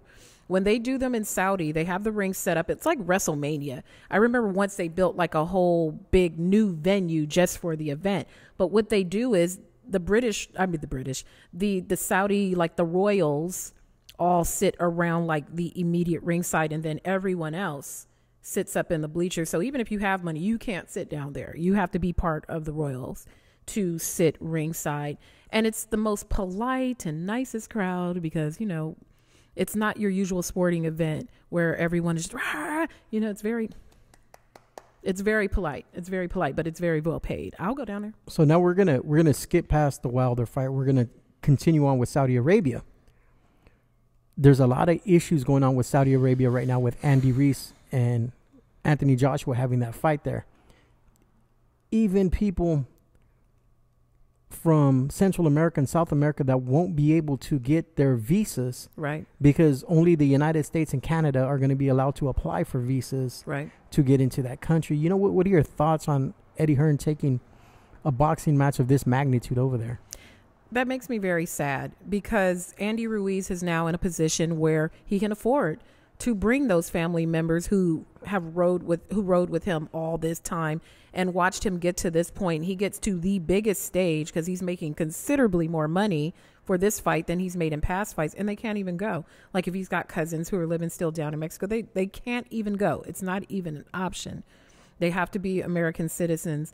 And that makes me a little bit sad. I'm sure it's gratifying that he's going to be able to earn this money and have the resources to care for his family. But I'm sure there's someone in his family that he loves, that he wishes could go, and they can't even go at all. There's no option. Probably his mom even, isn't going to be able to go. I think she's a Mexican citizen. And wow. if that's the case, for one, she's a woman. Mm-hmm. And then for two, just being able to apply for a visa with her being a Mexican citizen, she can't. So we have colleagues who can't attend. Yeah, and then a recent tweet from Gail Falkenhall, who's been listening in, talking about don't apply for or don't try to get your motels or your plane tickets or anything until we approve you, because there's only going to be limited media that's going to get credentialed.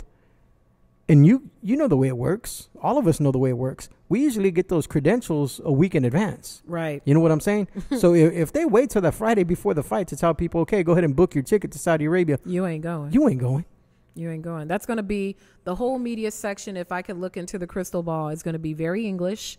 And I mean, not that there's a problem. I have tons of lovely English colleagues, but it would be amazing. I wish I could go and cover the event. If anybody would like to contribute to the building fund, I would love to go to cover the event, but it's just really expensive. And then there's just colleagues and people who just can't go at all. It's not even an option. Yeah. And just the whole credentialing process in general. Who can wait before going? Hell, it's hard to wait to go to Vegas. But Saudi Arabia? Right. So like people like Mauricio Suleiman and some of these. Or Eli Sekbak. Yeah. Or some of these big. He can't go.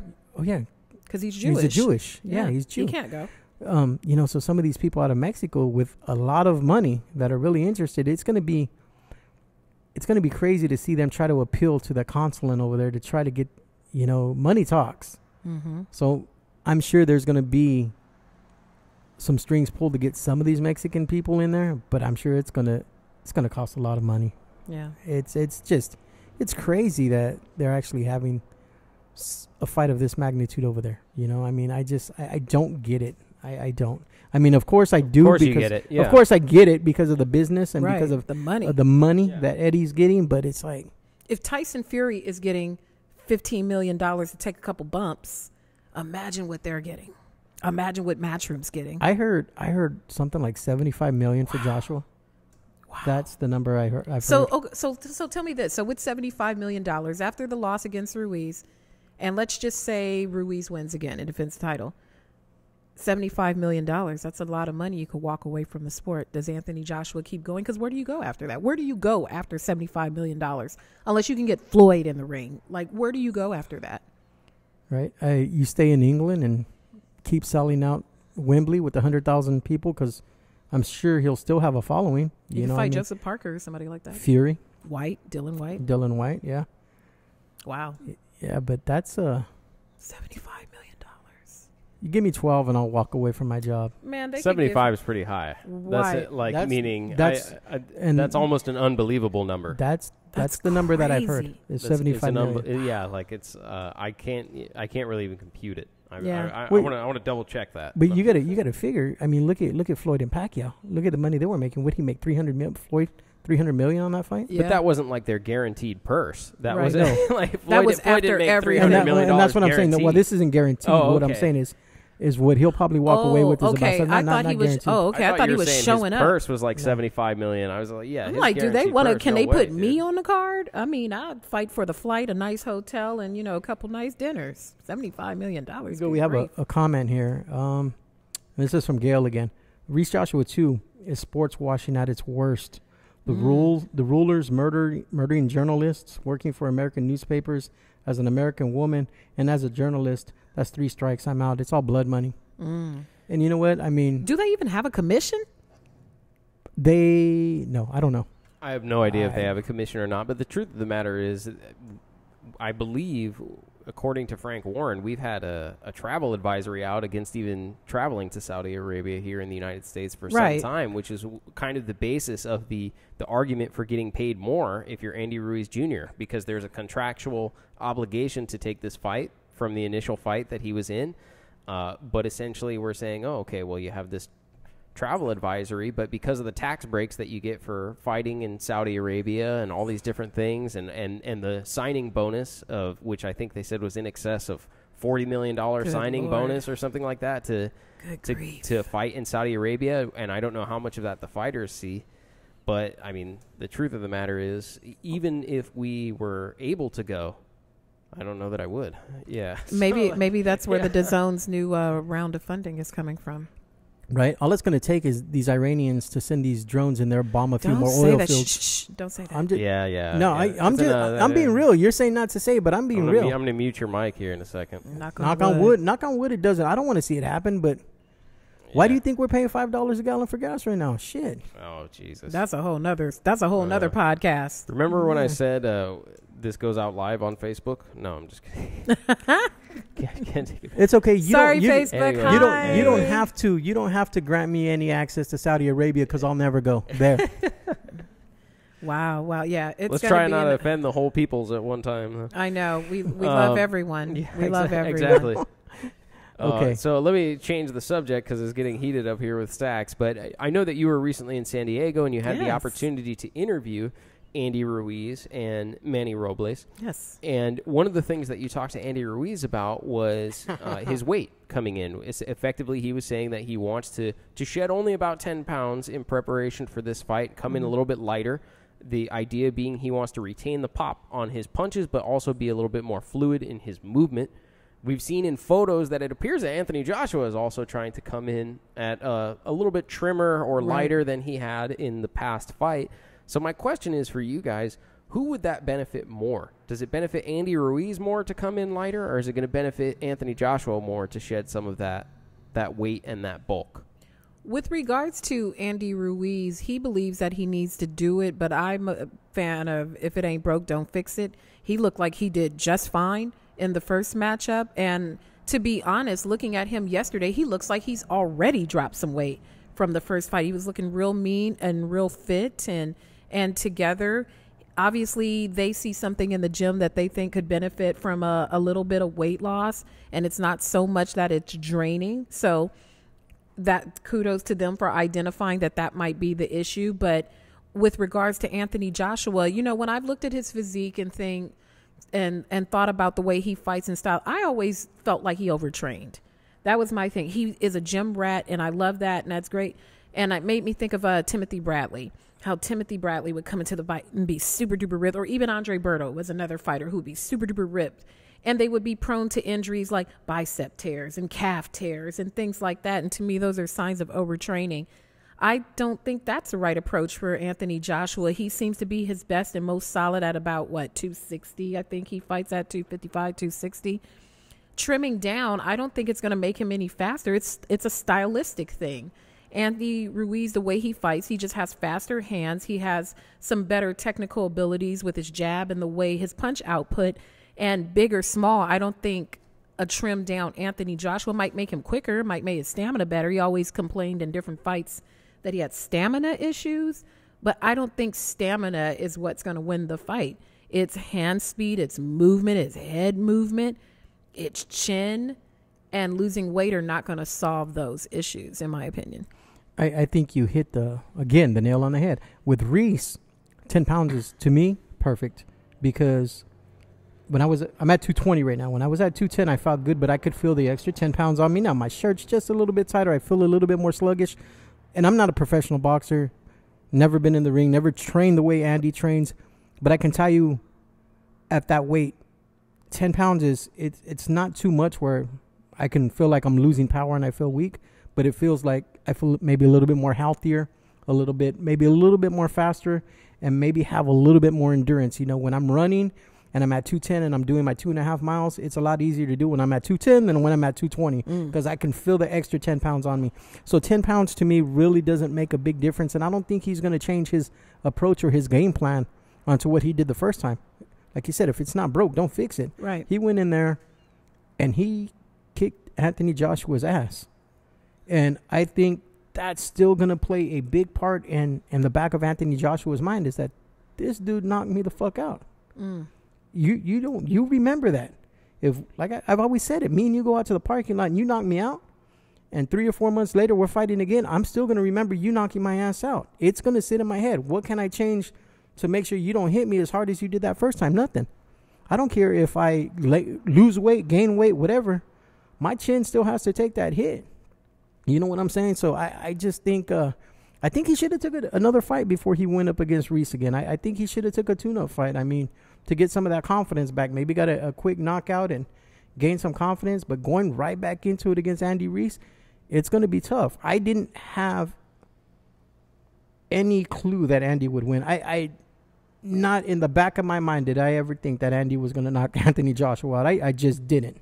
When I seen him hit the deck in that third round or second or third round, whatever round it was, when Joshua put him on his ass, I thought that was the end of the fight. And that's the way I figured it was going to happen. And for Ruiz to come back and do what he did, it was amazing. And now he's sitting on a world of confidence. And if Manny Robles can have him in that same mindset, it's going to happen again. It's going to happen again. I think perhaps the changes to his physique are part of an overall strategy or a change in the game plan that Anthony Joshua plans to bring to the fight. And what I mean by that is one of the things he said in an interview recently is he said he could have kept that whole fight going like round 1 and 2, right? He said where he's fighting from the outside and winning basically a strategy-type battle from the outside. That was not a very exciting or entertaining fight. And he feels as though he could have done that easily over the course of 12 rounds and won that fight. Of course, that's where stamina and things like this come into play. So when he was asked why he got off that game plan, it was interesting. His response was effectively that he still had the knockout from Deontay Wilder in mind, because just recently Deontay Wilder had scored the impressive knockout over Dominic Breazeale in 1 round. Tyson Fury was coming off of a quick stoppage in 2 rounds where he looked very impressive. And he said the people at Madison Square Garden, they were booing me. You know, so they had Tyson Fury had his knockout, Deontay Wilder had his knockout, and I was getting booed in Madison Square Garden for winning rounds from the outside. And so I decided to exchange, and he got caught, is kind of the approach. And I think that if your game plan is, well, we're going to go in here with a little bit different, we'll just stay on the outside, we'll use our height, we'll use the length the way that we did in the first few rounds against Andy Ruiz. He got caught in an exchange with Andy Ruiz. He didn't get caught cold. He was caught basically in a moment, almost a moment of desperation from Andy Ruiz, who was trying to fend off an Anthony Joshua who's trying to put the finishing touches on what was supposed to be a knockout performance, right? So he's trying to put the finishing touches on that performance. He got caught in an exchange. If you're taking the approach of, okay, I don't want to exchange like that. I don't want to get into a firefight with Andy Ruiz. I just want to kind of sit here and play with my jab. I just want to win the title, right? Like I want to win. Then I think that may necessitate some of the types of changes we're talking about to bulk and physique, because what we're talking about is a stamina game. I'm going to try and take the long haul here. Exactly. All the way to the end. Then it's going to have to be a stamina game, because then it's going to turn into a Gvozdyk Beterbiev, where Gvozdyk tries to box and box and box, and little by little he's going to get broken down by Andy Ruiz. So Joshua's going to have to make sure that stamina stays with him the whole fight. And as she was saying, you have people like Timothy Bradley, Andre Berto, Anthony Joshua, who look like they're just, carved out of, statues carved fully muscle and everything. That takes a lot of oxygen to feed those muscles. I mean, it really does. Those muscles eat that oxygen up. So I don't know what he's going to do to make sure his stamina goes in for the long haul, because he's going to get hit again. Yeah, I think it's interesting. It's tough. Because in boxing, we're kind of critical of that. We look at it and, you'll hear everyone in retrospect say, this is not bodybuilding, this is boxing. Right. That's why we focus on craft. That's why we focus on these things. He was moments away from winning that fight, right? So he did. After that 3rd round, he got beat up. He got beat up for the whole rest of that fight after he went down for the 3rd round. He was never really able to recover from that first knockdown. But before that, he was seconds away from winning. Seconds away from winning. He had him seriously hurt, right, and was essentially going in to put the finishing touches on that performance. And that's why I think it's kind of now people are a little bit more they're very critical of it, but had he finished the performance in that round, nobody would have said anything different. They would have said Anthony Joshua looked great. Right. But it's really his ability to recover that makes us say, he looked bad. He didn't. He didn't finish it. And he didn't. That's true. He got hit. That's true. And that's going to sit in the back of his mind. That's what I'm telling you. Yeah, he got hit twice with that same shot. He got hit hard twice. It wasn't a lucky punch from fucking God. Yeah. Excuse my language, but it wasn't. He did say that. He got hit. And when you get chin checked like that, you remember it. Those are some... I've been knocked out twice in my life, Jay, and I remember both times and exactly where I was at when I got knocked out. Those are some really, when you look at those statements, those are some really telling statements. For one, the whole, I felt that the crowd was booing me, so I wanted to get in there and exchange. How many times do we hear fighters say, it's only me and him fighting in there. I have to be in the fight. And the crowd can't even be a factor. So to be taken out of your mental approach to your opponent that much that you're distracted by the crowd booing you, that seems a little diva to me. Like, oh my God, they're booing me. I can't believe this. So that maybe during this off time, and they've sequestered themselves. They have, yeah. During this camp, no talking, no popping up with Eddie Hearn at other events, nothing. They are completely radio silence. And so maybe they're addressing that sports psychology, mental health is wealth type of approach to it. Maybe they're focusing on that.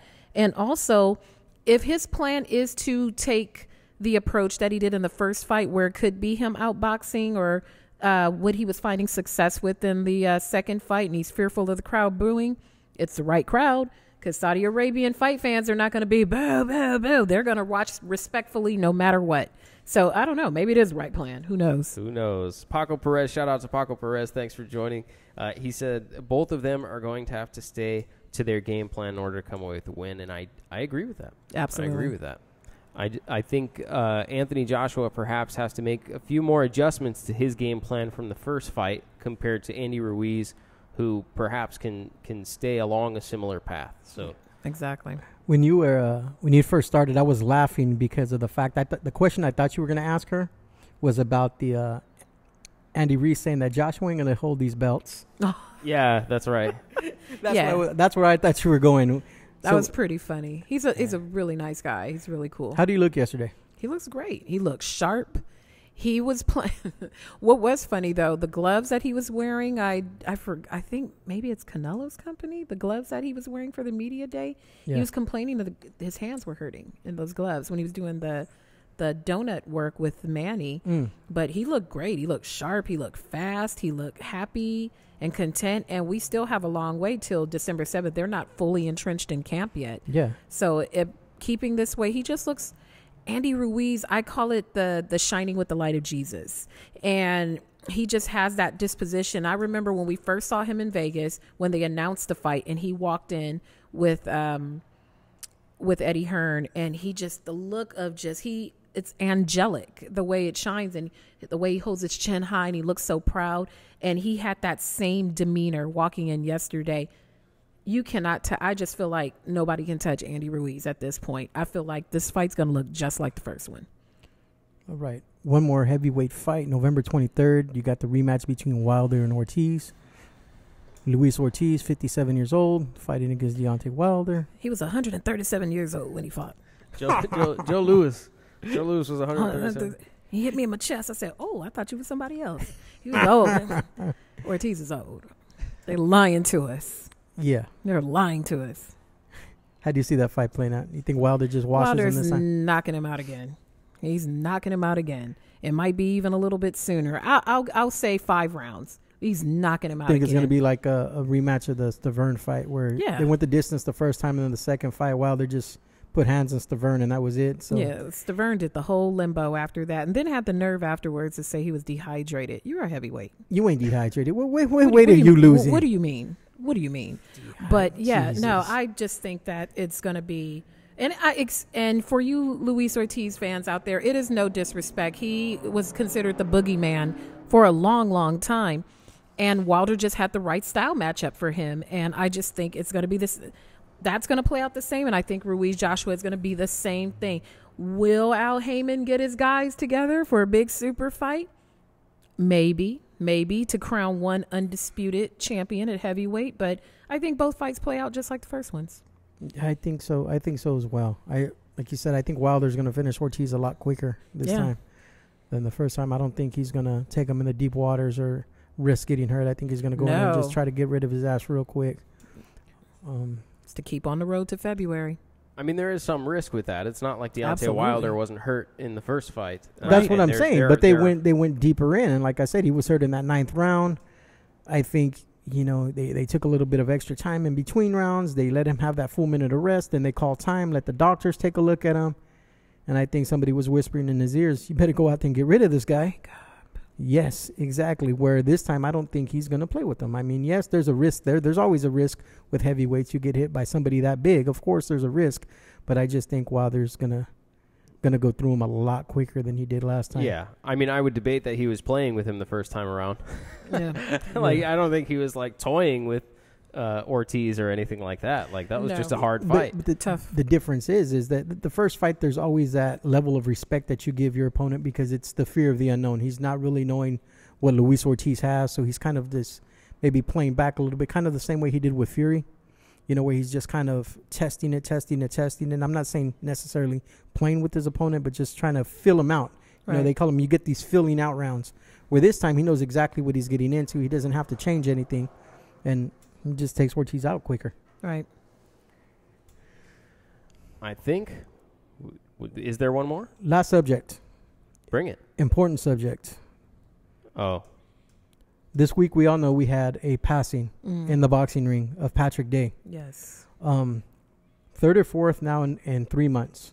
You know, it seems like, I don't know about for you guys, but it just seems for me like this year, they seem to be happening way more often than in years past.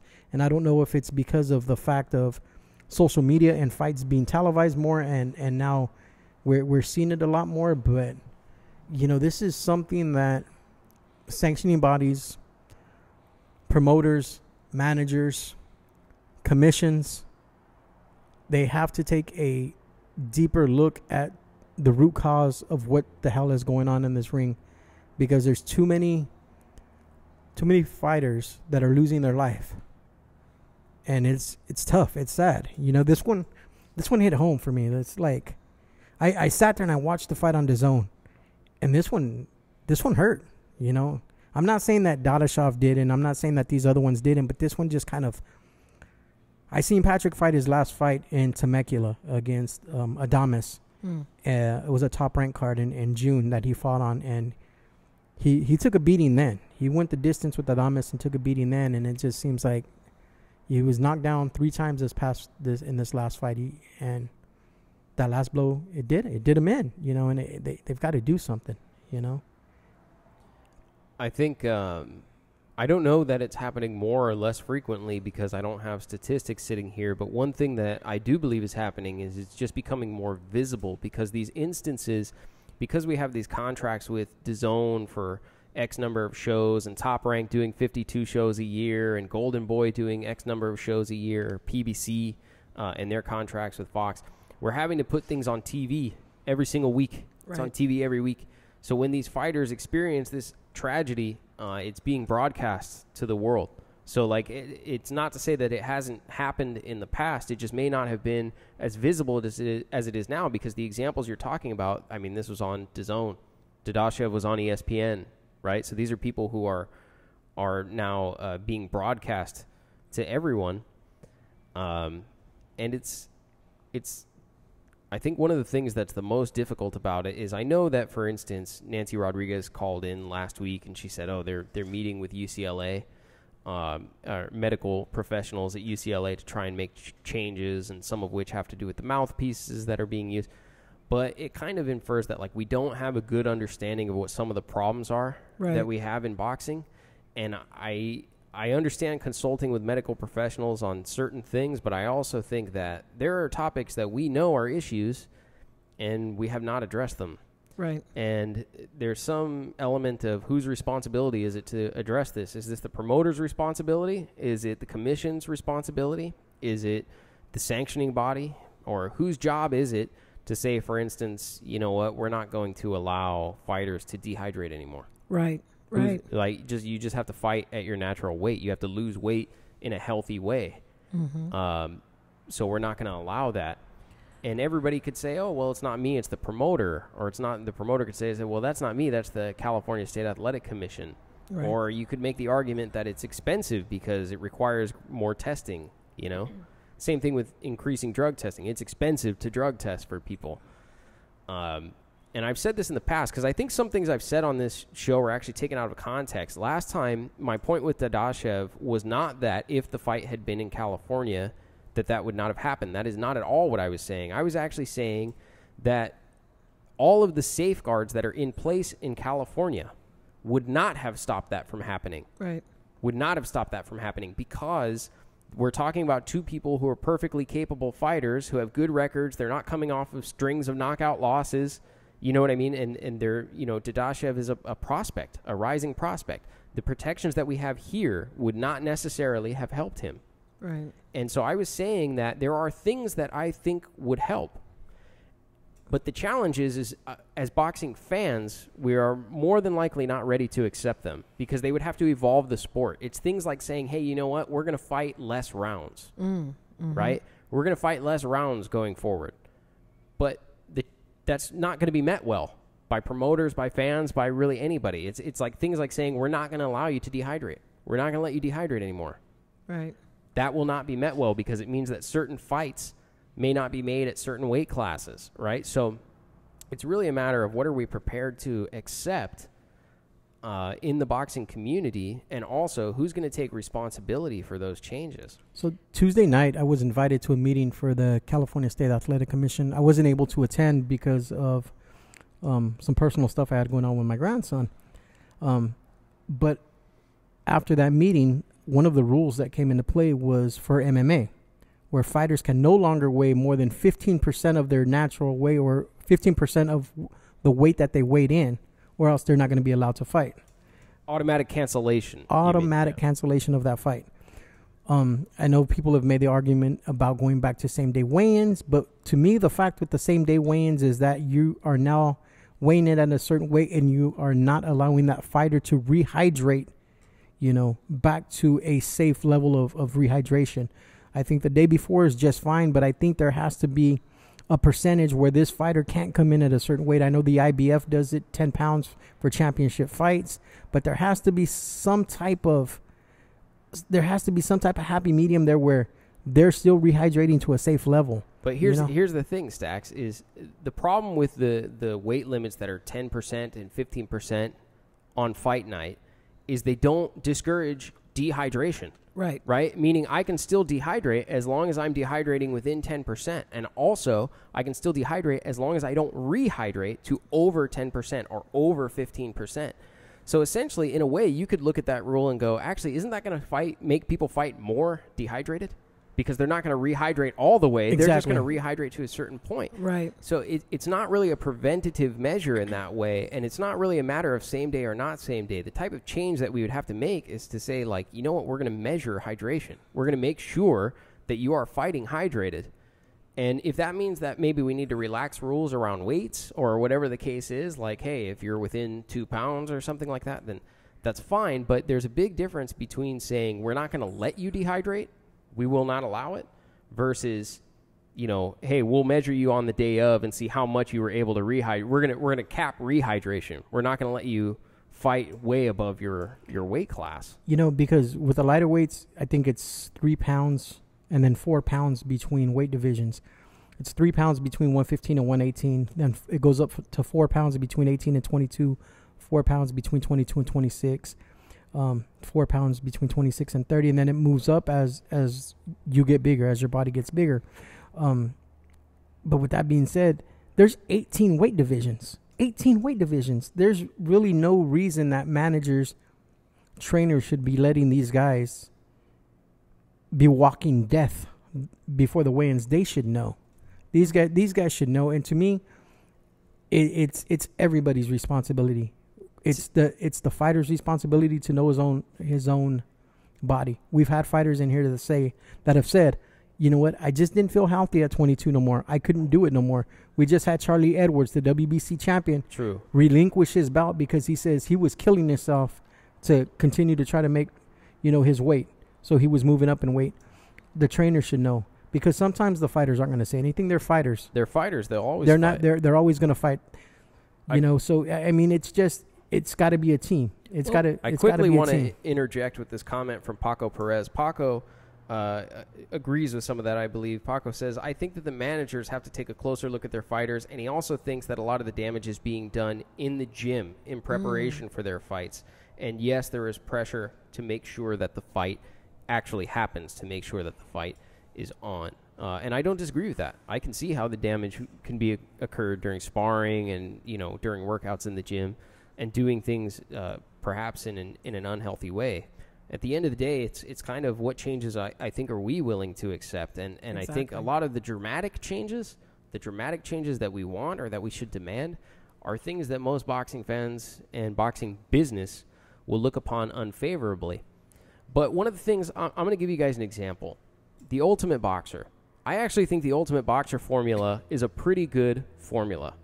And with a few modifications, it could work to make fights a lot safer. So I'll explain. Have you guys ever seen The Ultimate Boxer? Yes, the England-based show. Yeah, the England-based show, Ultimate Boxer. Have you ever seen it, Stax?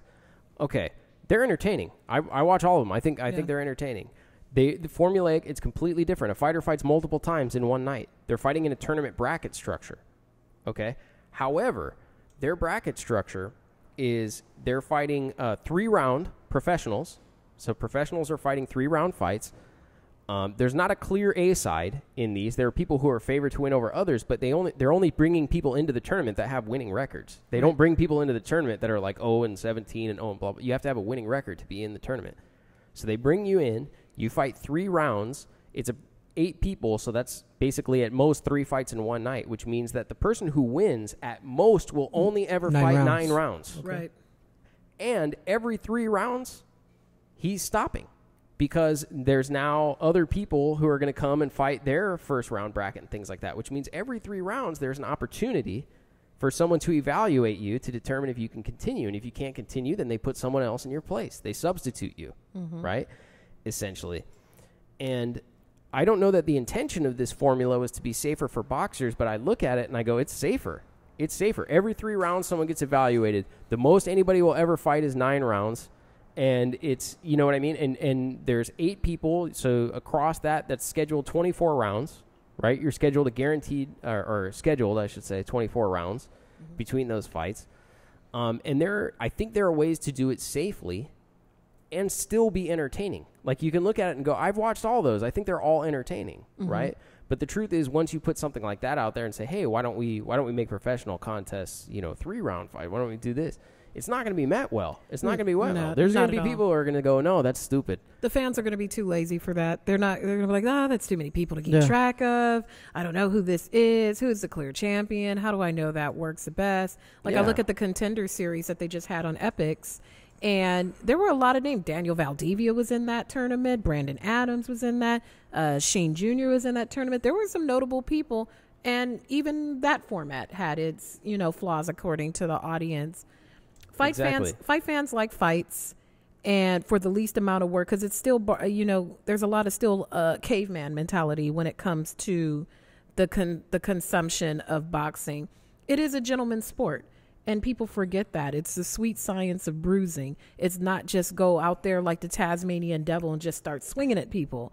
And unfortunately, in this era of instant gratification, fans are losing the respect for that. So they think everything needs to be a knockout, drag-out brawl, and that's and it's sad. Exactly, and that's the thing. People want to see. That's what they want to see. They want to see the big knockouts. They want to see the all-action, the quote-unquote Mexican-style type of fights where they just go in there and beat the shit out of each other, right? Then you have a tragedy like this, right, that happens. Then everybody is up in arms about boxing, right? But then you have the people that have bashed Floyd for all these years because of his style and that Philly shell and that shoulder roll that he works with. But that guy still has everything intact upstairs. Or Bernard Hopkins too. Because of that, right? Bernard Hopkins. So was it's kind of like charge. it's a losing battle with the fans. Yeah, well, sometimes a few comments. First, let me give a shout out to world champion Paul Benke, who jumped on and said, "I'm watching. Thanks for joining, champ. I appreciate you." we're talking about fighter safety here. And one of the comments I want to make is that there's a presumption that, for instance, when you talk about the 3-round type fights that I was just talking about, that they're not action, there's not knockouts, there's not these other things.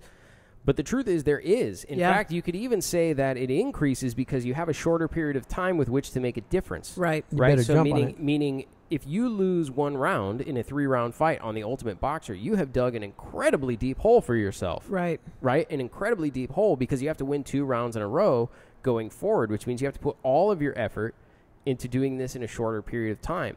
You know, one of the things that was here, Alfonso Gomez, who was formerly on the Contender the first season, was here. Right. And we talked about the idea of shortening professional contests. Should we fight less rounds? And one of the things that he said was, as a fighter, I'll prepare for whatever duration you assign to me. So it doesn't really matter to me, because if you give me a 3-round fight, I'm going to prepare for a 3-round fight. If you give me a 12-round fight, I'll prepare to out-strategize you over 12 rounds. So we may have to make strategic adjustments, but ultimately it's my job to prep for whatever the time frame is that you assign to me. Right. And so I think fighters still get the opportunity to be fighters and stuff like that. Yeah. And what I mean by that is it doesn't really lessen who they are as competitors. It doesn't lessen who you are as a competitor to fight a shorter fight. Yeah, and, the tragedy with Day, going back to Patrick, if that would have happened in California, he would have still passed away. Yeah. They took him out on the stretcher. They had the oxygen. They had the ambulance waiting. It wasn't like what happened with Beterbiev. They didn't have him waiting while they were doing interviews to get him to the hospital or whatnot, whatever happened in Maryland. They took every precaution necessary that night in Chicago, and it still happened. Yeah, and that's my point. And the things that would have helped, perhaps, is if the fight didn't go to the 10th round. Right. Yeah. Or if for instance he wasn't allowed to dehydrate. Like those are the types of things that would have helped. And I was kind of misconstrued what I was saying last time. That's what I'm saying. I'm actually agreeing with Stacks. Is it doesn't matter if that fight happened in California or not. The restrictions that take place here are to prevent mismatches. They're to provide medical care. They're to do those things. This wasn't unjustified mismatch of talent that took place. No, it wasn't. And so ultimately it was a tragedy that occurred, and if we want to figure out how to stop it, we have to talk about what can we change realistically, and who has responsibility for those changes. So you guys let me know if you what if we took fights to 8 rounds, right? Would you guys be willing to see? Yeah, would you guys? They're the conversations that should be had. But these are the types of things where we already know that. We don't really have to consult necessarily medical professionals. We know that that's right. I got a question here. Okay, so this Friday I was at Thompson. They had a young kid named Angel. I forget his last name. He's fighting a Puerto Rican kid and was brutally knocked out in the 2nd round. I mean, he went to sleep. It was a very brutal knockout. They're asking how long do I think it should be before he fights again. I think when you're knocked out that type of way, it should be an automatic 90-day suspension with some type of neurological examination before you get back into the ring. Also, those type of knockouts are actually safer than what happened with Patrick Day or what happened with Beterbiev. The one-punch knockouts aren't the knockouts that kill you. It's the accumulation of punches over the 10 rounds, over the 12 rounds.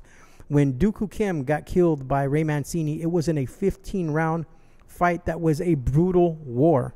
That's when the WBC changed the rules in championship fights to go from 15 rounds to 12 rounds because of the accumulation of punches.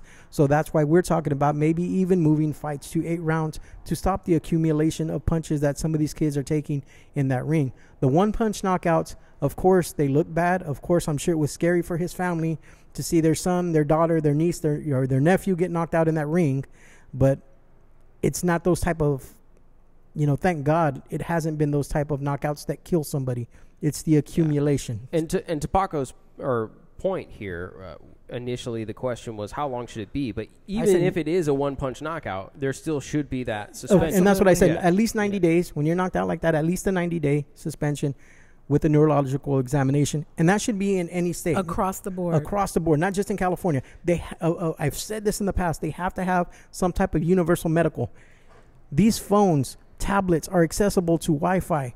Have an ABC rules of boxing that has these medical records in them where you can look them up, just like Kaiser, just like anywhere else, Blue Shield, anybody, any insurance company, where they can go into them and look and say, okay, here's Sean Fitzgerald. He was knocked out in TJ.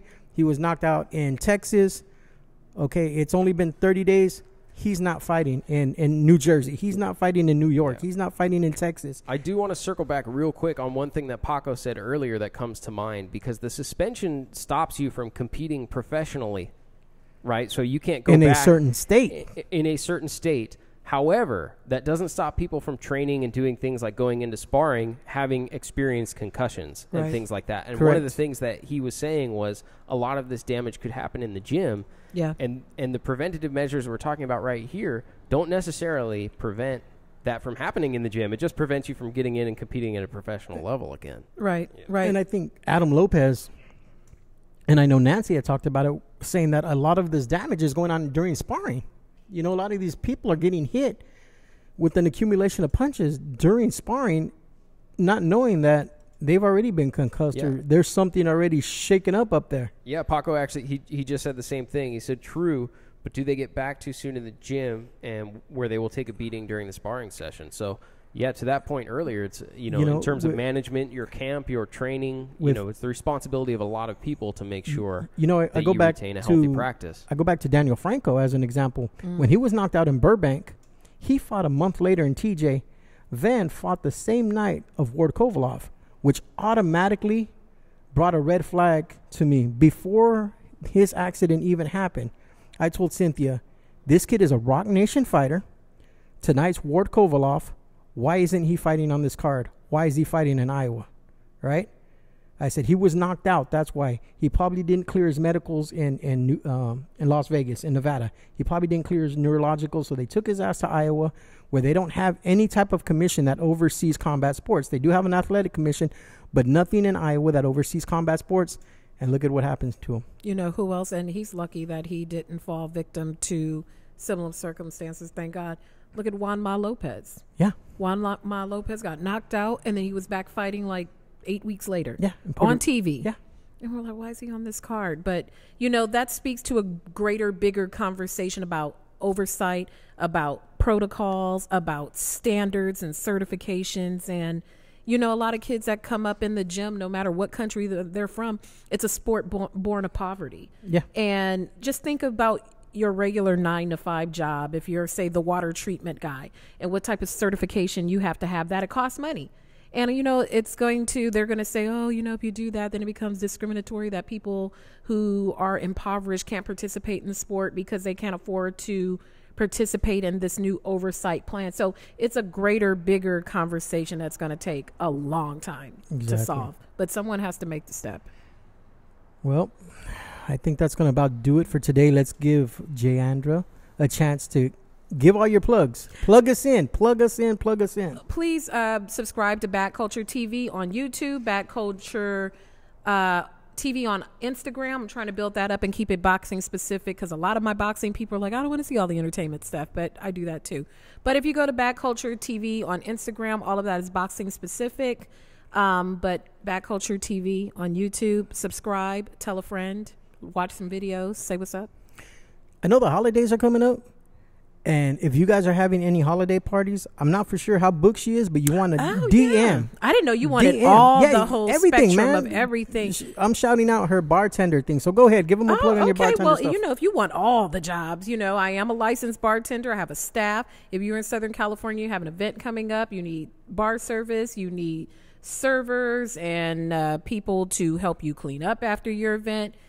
Slide in my DMs. I'll respond to you about that. Or you can email me, thebadculture@gmail.com, and I'll respond to you. But make sure you subscribe to Bad Culture TV and keep up with me on Instagram, and you'll see where the wind takes me that day, because we've got another full week coming up. I'll be at KSI Logan Paul Media Week.